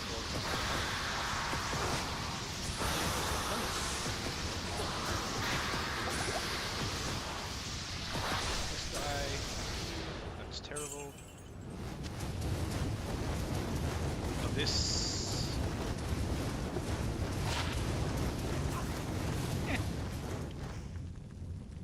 I mean, there's a Javazon somewhere who would look.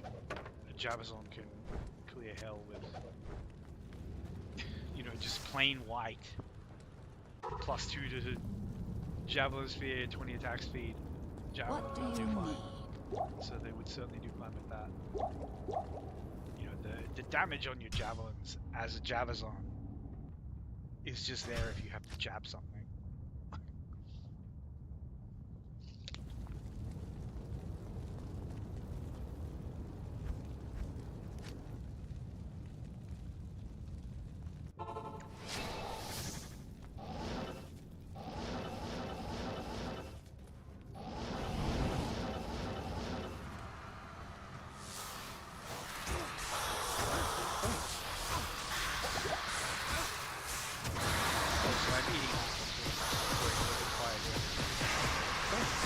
We are kind of coming to the end of these runs.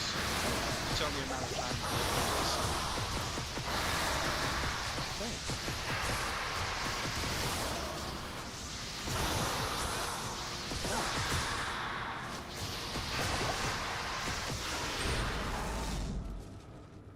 You know, I say that. It doesn't actually ever have to give me anything. But still some cool drops. Greetings. Tarassos. I think that's actually better than what I have.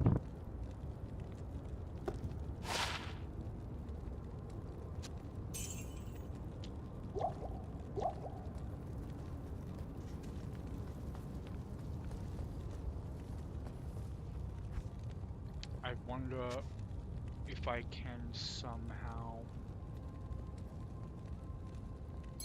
find space for it. Yeah, for a little 2-slotter like this, too bad. I think 14%. I think 15 is the max.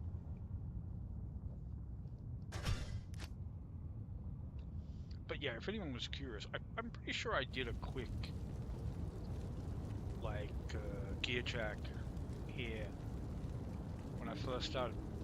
You know, a lot of really basic stuff here. And then, you know, we got a bunch of charms. The Geese is nice. Just bits, really. Decent amount of MF. Decent amount of MF charms. And as a result, my MF total is 494, and then on the weapon switch with the Alibaba is 545. So, as far as I know, that's like, aside from stacking more charms, that's kind of getting close to the top. Rather than getting more MF, what we would get would be like, you know, you get a Shaco, which gives you a bunch of MF, but it also gives you +2 to skills. You get a Skulders, which gives you a little bit more MF than your 4 Topaz armor, but also gives you +2 skills. So it's more like you start to get MF gear that's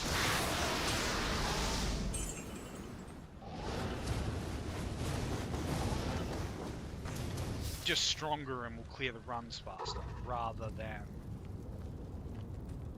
Hail to you, champion. you getting huge additional spikes of MF. Because like I said, short of getting a bunch of perfect, really, really perfect MF charms, I'm not sure what I can really do to buff this further. Like, these chances are perfect. I could have 2 perfect neighborhoods, and I would get an extra 8. An extra 13%. I could have war traps or something, or an extra 10% on the boot slot. Is there a way to get more than... I think if you socket one of the shields with a ring or with something, I don't know. I think that's about as good as that gets. That could be a Shaco. Yeah, I could have better MF jewels or something in the Alibaba. But we're talking about really, really small incremental buffs. Like maybe getting an extra 50, 60 MF all up. But what I would rather have is, as I say, things like even a socket of Tarn helm. Oh, I forgot to reset my instance, man. That's why.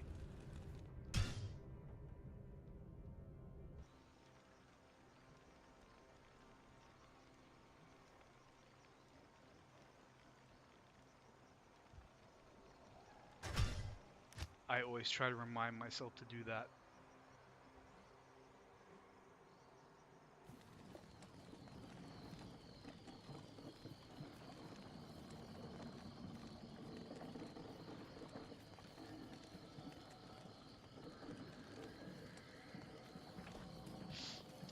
And now we're back in Stinky Actory where we've got to run 5 billion kilometers to get to the waypoint.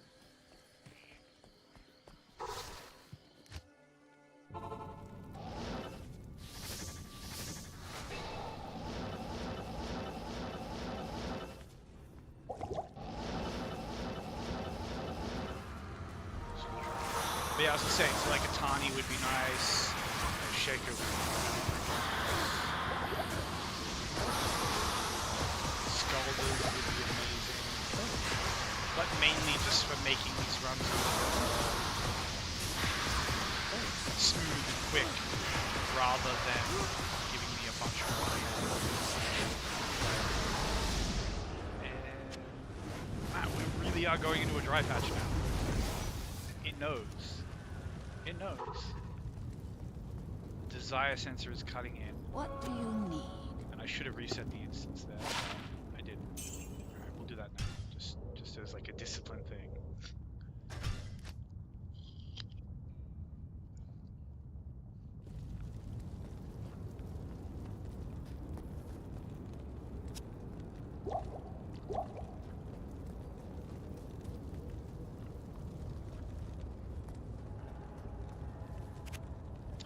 Got to end this on a good note. We're gonna get something. Even if it's just like, oh, that's cool to see drop. But man, I've gotten stuff tonight that, I've been grinding quite a lot. For quite a while. Like, this is not, what I've done tonight is not unusual. I do these grind sessions since I've been playing this game. Because this sorceress is gearing up any potential character that I want to play. So, as I said, I'm going to want a Diablo, I'm going to want a Hamlet, I'm going to want a Zed, I'm going to want a Barbarian.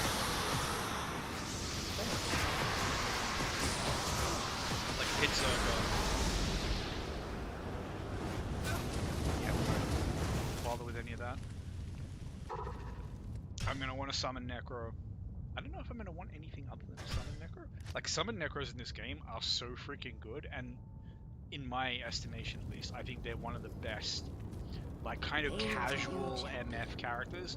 Like, if I ever wanted to genuinely do a character to, like, level 99, it would be a summon necro.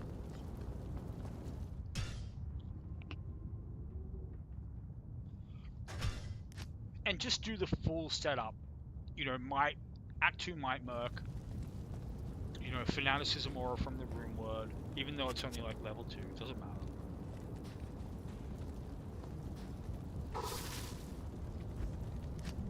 You know, Thorn's Aura from Edge.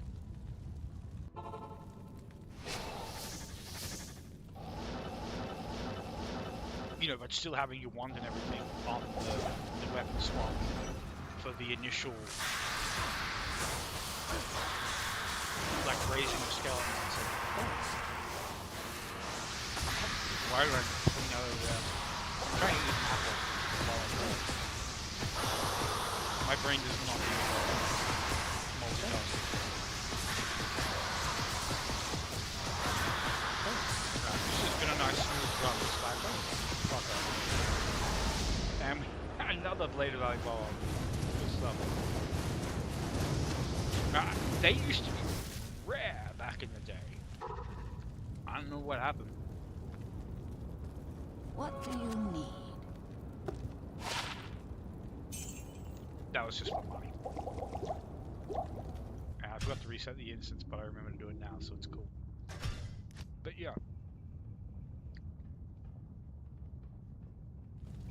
I think I was talking a while back about the, you know, the Barbarian's mastery system, how I think it kind of unfairly nerfs them. Because, you know, you're committing to one type of weapon, which, you know, it can already be really hard to fight. Like, think about it, let's say you're playing a, like, solo self-bound Zealot, and you're just gonna do, like, the most basic thing to, like, get through, like, Nightmare, Early Hell. So you're going to roll Black, I think it is, which is like, you know, you might still have to farm the counters for a while. Okay, just straight up one shot. That must have been a crit or something. Anyway, I will go back down there because to hell with him. Man, right remember talking. As I was saying, let's say you're gonna get a Black. You're gonna want an elite base for it. What do you need? Unless you're still in Nightmare, in which case you're gonna want a high exceptional base, because exceptionals scale up like that. Like, the low exceptionals are not that great, whereas the high exceptionals are kind of like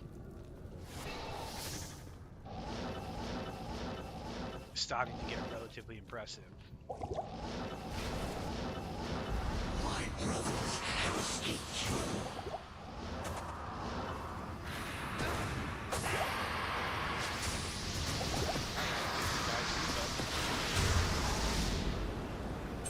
I am overburdened. And that ornate plate always excites me when I see it, but I think it's corpse spawn, which I don't know. There's a lot of weapons, there's a lot of things in this game that I don't understand what you're supposed to do with them, and corpse spawn is one of them.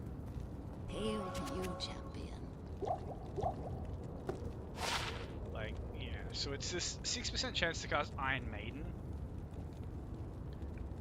Like, Iron Maiden is great as a necromancer because you are making the enemy attack disposable meat shields and take damage when they do that.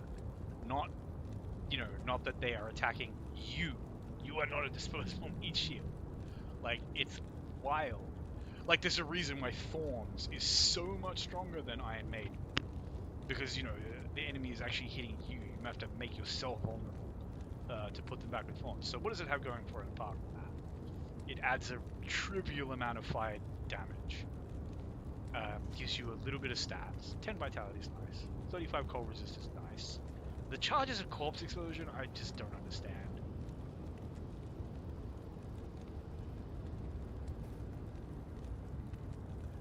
But I guess there is a reality where those charges of corpse explosion are really strong.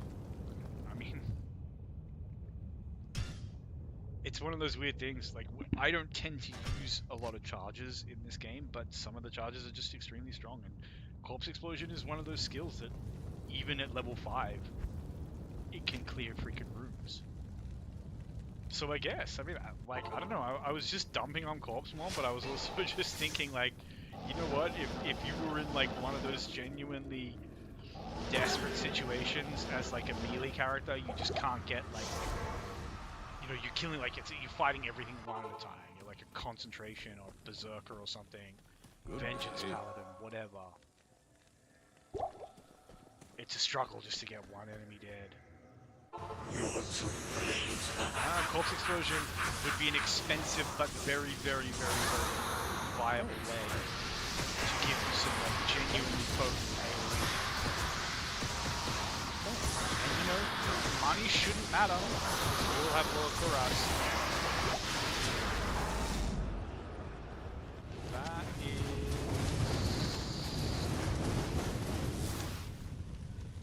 the scalper, and it's the unique gladius. We've already found it thus far in this run, but I want to take a look at this because it's a cool weapon. It is such a cool weapon. Love that stuff. And then we got the scalper, which open wounds are quite nice. Oh, and replenishes quality. So there's a world where you can get an ethereal scalper.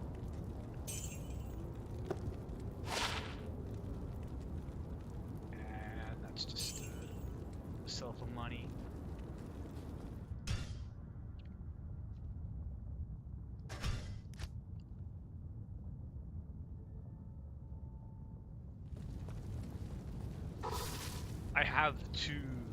I think I have two scalpers and two of the elite unique axis glimmer shred, I think it is, which is, as far as I know, it's not the really good one, but it's still an elite.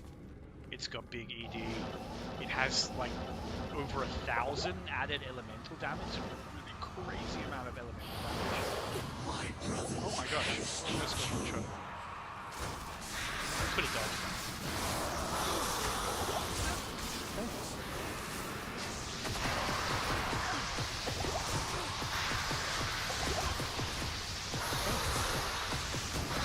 Just get this done.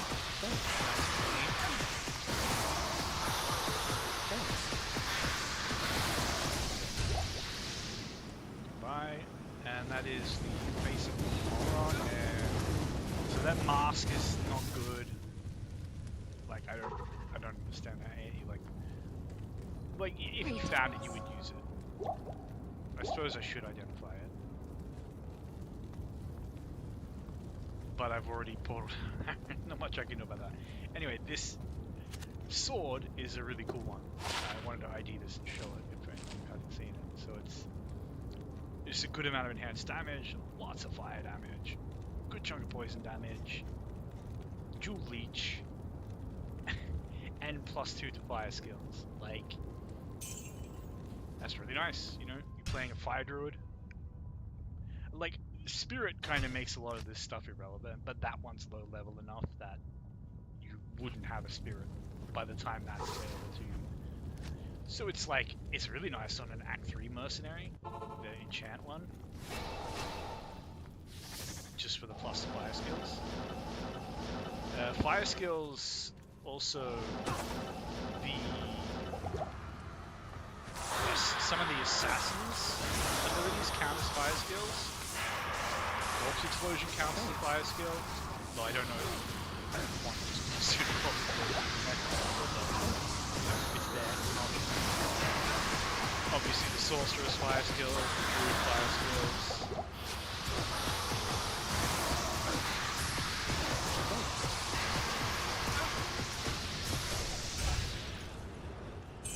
Seen that one? That's a rare. Oh, that's, yeah. So this one, like, this is just a 200% ED, 40 IAS polearm. Like, what do you want? It's freaking. You just can't complain about it. With attack rating, you know. Oh, and the ice blast that can like hard freeze people. on attack. It's just really nice. And no, but the really crazy thing about this thing is it's available, yeah, at level 28. Like, imagine, like, you know, people look at Bone Snap as kind of like the ultimate, you know, twink weapon. What do you But I'm need? telling you, like, that, like, if you, oh, what is this? 110 ED, 65 to max damage. They're really nice rolls, but the rest is just gibberish. Just a bunch of nonsense. And even then, the damage is still, like, pretty freaking chunky. But there's one-handed weapons that do that kind of damage at that level. Still.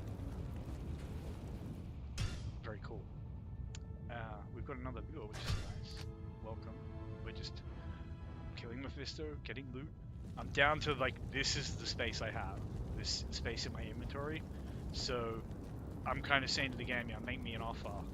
Like, we're done when that's full.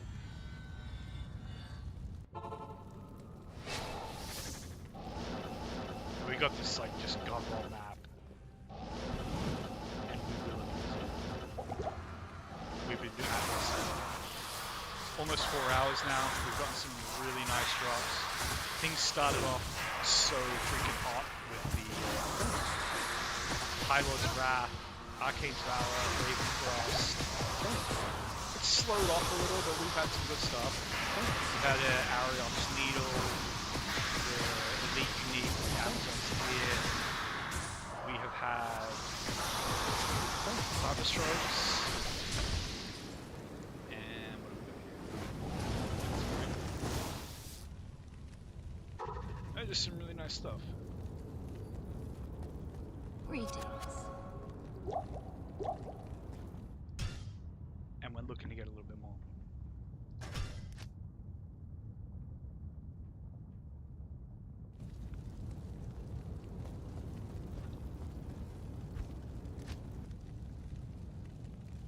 But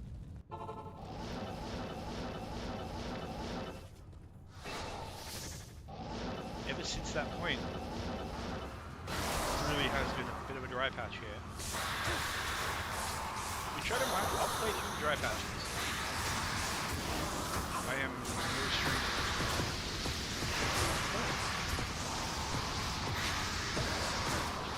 Maybe tomorrow I'll roll up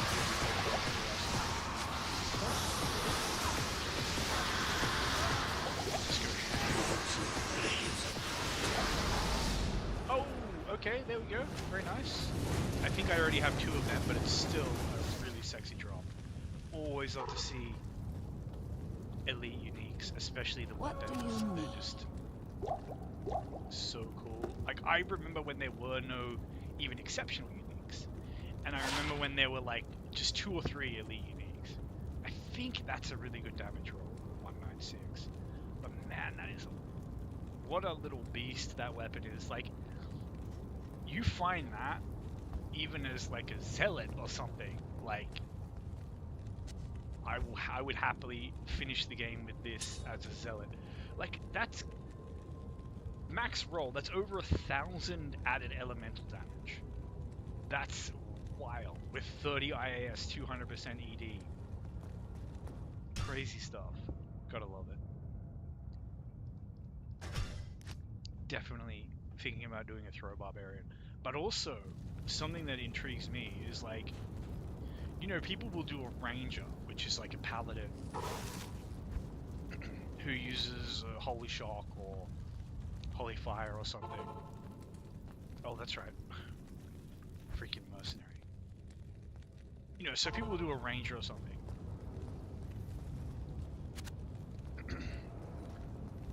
But I feel like, certainly at least for like boss fights, like there are bows that have explosive arrows and piercing and stuff like that. So like Kukushikaku or something. For a ranger, it's potentially quite good. Because I think the damage from like Holy Fire and stuff like that gets added on to the AoE. If it doesn't, then it's meaningless. But I think it does. And then the AoE can trigger multiple times when it pierces. That's why it's so strong. The chance is.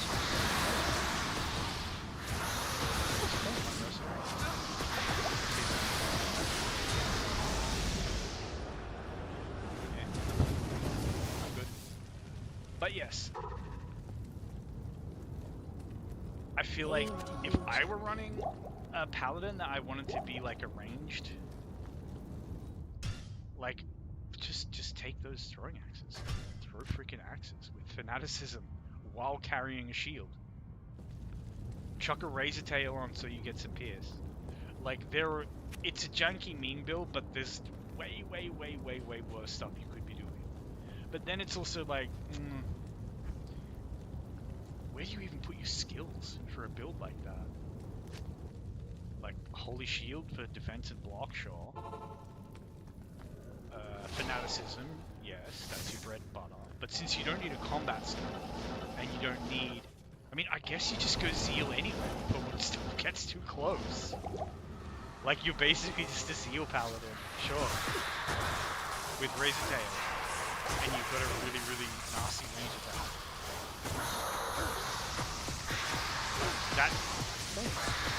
That feels workable.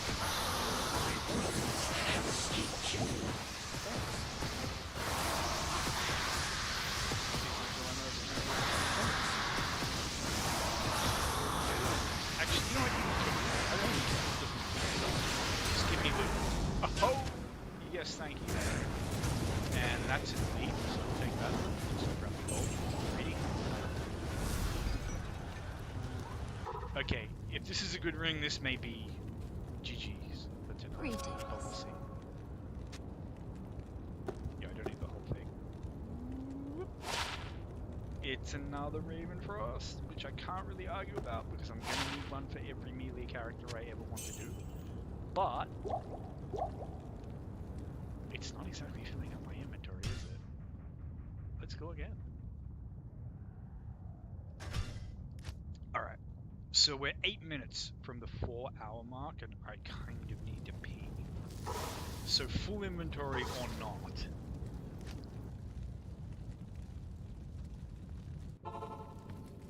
Oh, also, just if anyone is curious, we are doing this on Players 3.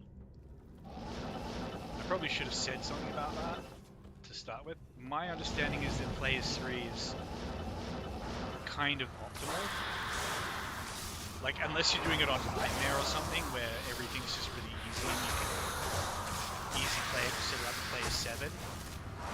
Players 3 is a good balance of, like, you're not going to be constantly rezzing the merc. You know, you can wear very little gear without just easy. Like, this guy's one-shot me a couple of times tonight. If this were players at Player 7, that would happen a lot. What is that? Is that Kagan's wisdom? It is. I already have that. Still a nice item. I don't understand who exactly would use it though. I feel like anyone who wants plus skills cast rate is going to use a Skin of the Life Magic because of the... Like, what does this have that the skin doesn't have? Hit recovery is nice. Magic damage reduced by 7 is it's okay. Plus 3 mana after each kill is okay. Impossible. But I don't know. I don't know if I actually want to keep that. As I said, I already have one. And I'm just not sure who that armor is for, even as is. So I feel like, let's say there's some future time where, I don't know, I want to do a paladin, Hamadin, and he's going to use that instead of Skin of the Viper Magi, which may be valid on a Hamadin, because you can get so much res from your shield.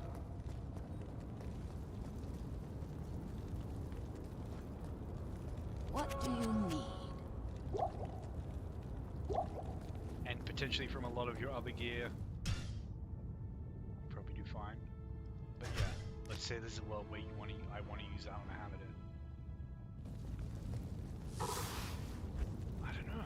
Maybe a Singer Barbarian, because the armor would be okay.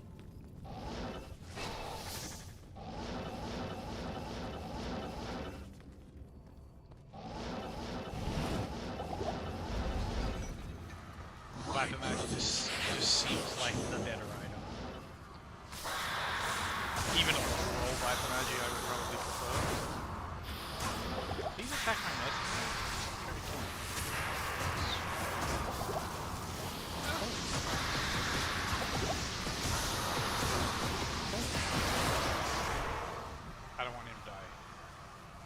starting to bug me.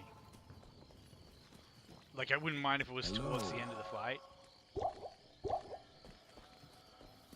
But this early in the fight, I think Mephisto just hit a bunch of brutes or something. Big charge bolts or whatever. And it's angry Mephisto. Damn it. He's annoyed about all the loot that we pulled out of him. That's an elite rare. Always look at those. I should have reset the instance. Hail to you, champion. Nothing doing. Oh. Back on the grind. 4 minutes. 4 minutes to drop me something good, Mephisto. I mean, closer to 3 minutes, actually.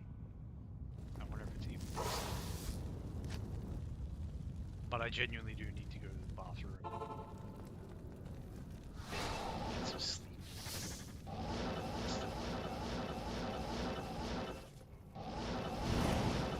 Or I really would just grind until my inventory is completely full. And then I would view the stuff out of it and go back to the grind. And I have done that before.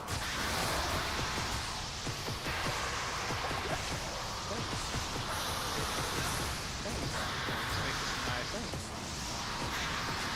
Just take damage and pull in, pistol, mercenary, do not die, and drop us something nice. Alas, we've seen that edge bow, Sky Strike, I believe it's called, and now we got this. This one's an elite. Could be good. Could be interesting. Worth identifying at the very least. Greetings.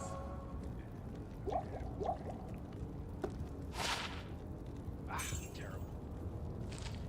See, like, if this were a modern game, there would be all of these things like, you know, weapons, like elite rare weapons would always have some kind of ED roll. There would be some kind of controlling factor to, like, ensure that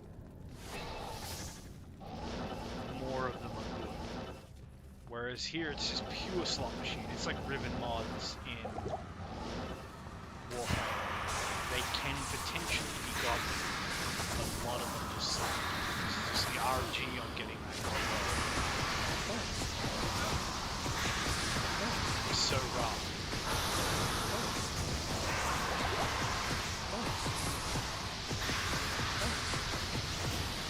Well, you can even kill my mercenary. Okay. Not going to. And we got some chances. Very nice. I'm gonna check the roll though. Like, I'm sitting on perfect chances myself, but I will not What do you complain need? about having another pair, or even 35 plus maybe would be nice. 27s. It's still a drop, and I can't complain about it. We got that Ravenfrost and those chances, like even after when I was like, hey, this is just, it's just dry, it's giving me nothing. But genuinely am running out of time. I think this might actually be my last one. I could just potentially go for a bathroom break, maybe roll like a cheeky joint or something, and just keep grinding. We'll see.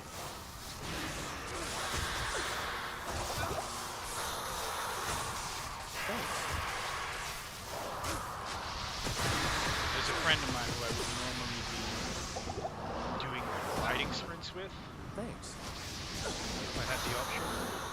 But they're kind of busy, so I thought I'd do this instead. Like I would have. Obviously, this is the kind of thing where you're just grinding this and you don't have anything better to do. So I would have been doing this anyway, but I mean, streaming. Because I really, now this is a really interesting item. I don't know I'm if overburdened. you'll know, obviously, I'm not keeping it, but I want to ID that just because we'll just ID that. Chilling armor, chain lining, and chat. Terrible. But yeah, I'm gonna take a look at this.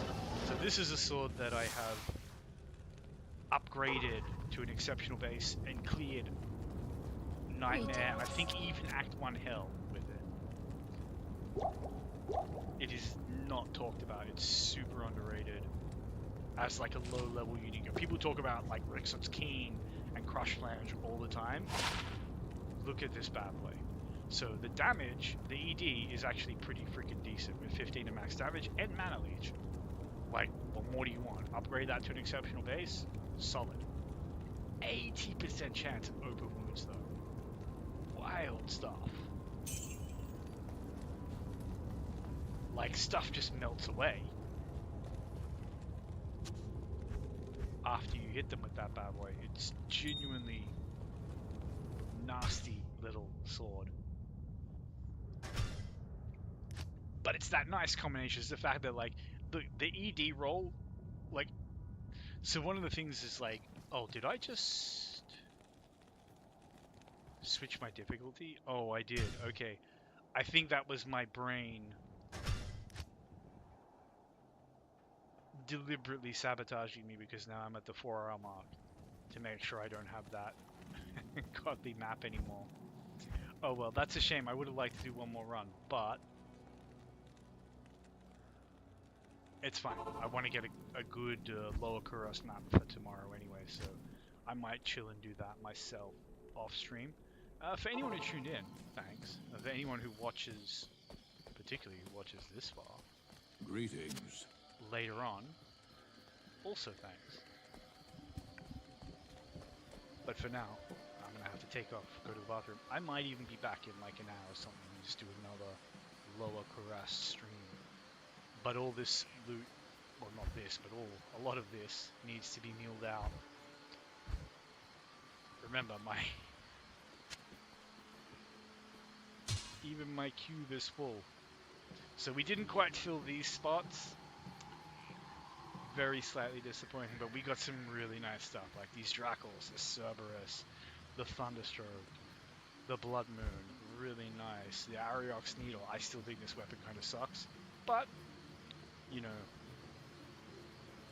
I mean, the mods on it look so good. How can it be that bad? Plus 4 to skills, 30% IAS, 200 ED with 50% Deadly Strike. 400 poison damage, ignores target's defense. Like, come on. Oh, we got the Glimmer Shred, really nice. The Sandstorm Trex, which I don't think are great, but look, anything that's elite base, I just love it, man. We got the Soul Drainers. What else did we get here? We got the Nord's Tenderizer, the Nosferatu's Coil, and you know, this is just the absolute chef's kiss of the run for me. The Arcane's Valor and the High Lord's Wrath, like, gotta love it. Anyway, maybe we'll get better stuff tomorrow. Also, this nice little circlet, very cool. Just generally like neat stuff. Anyway, thank you for watching to anyone who did.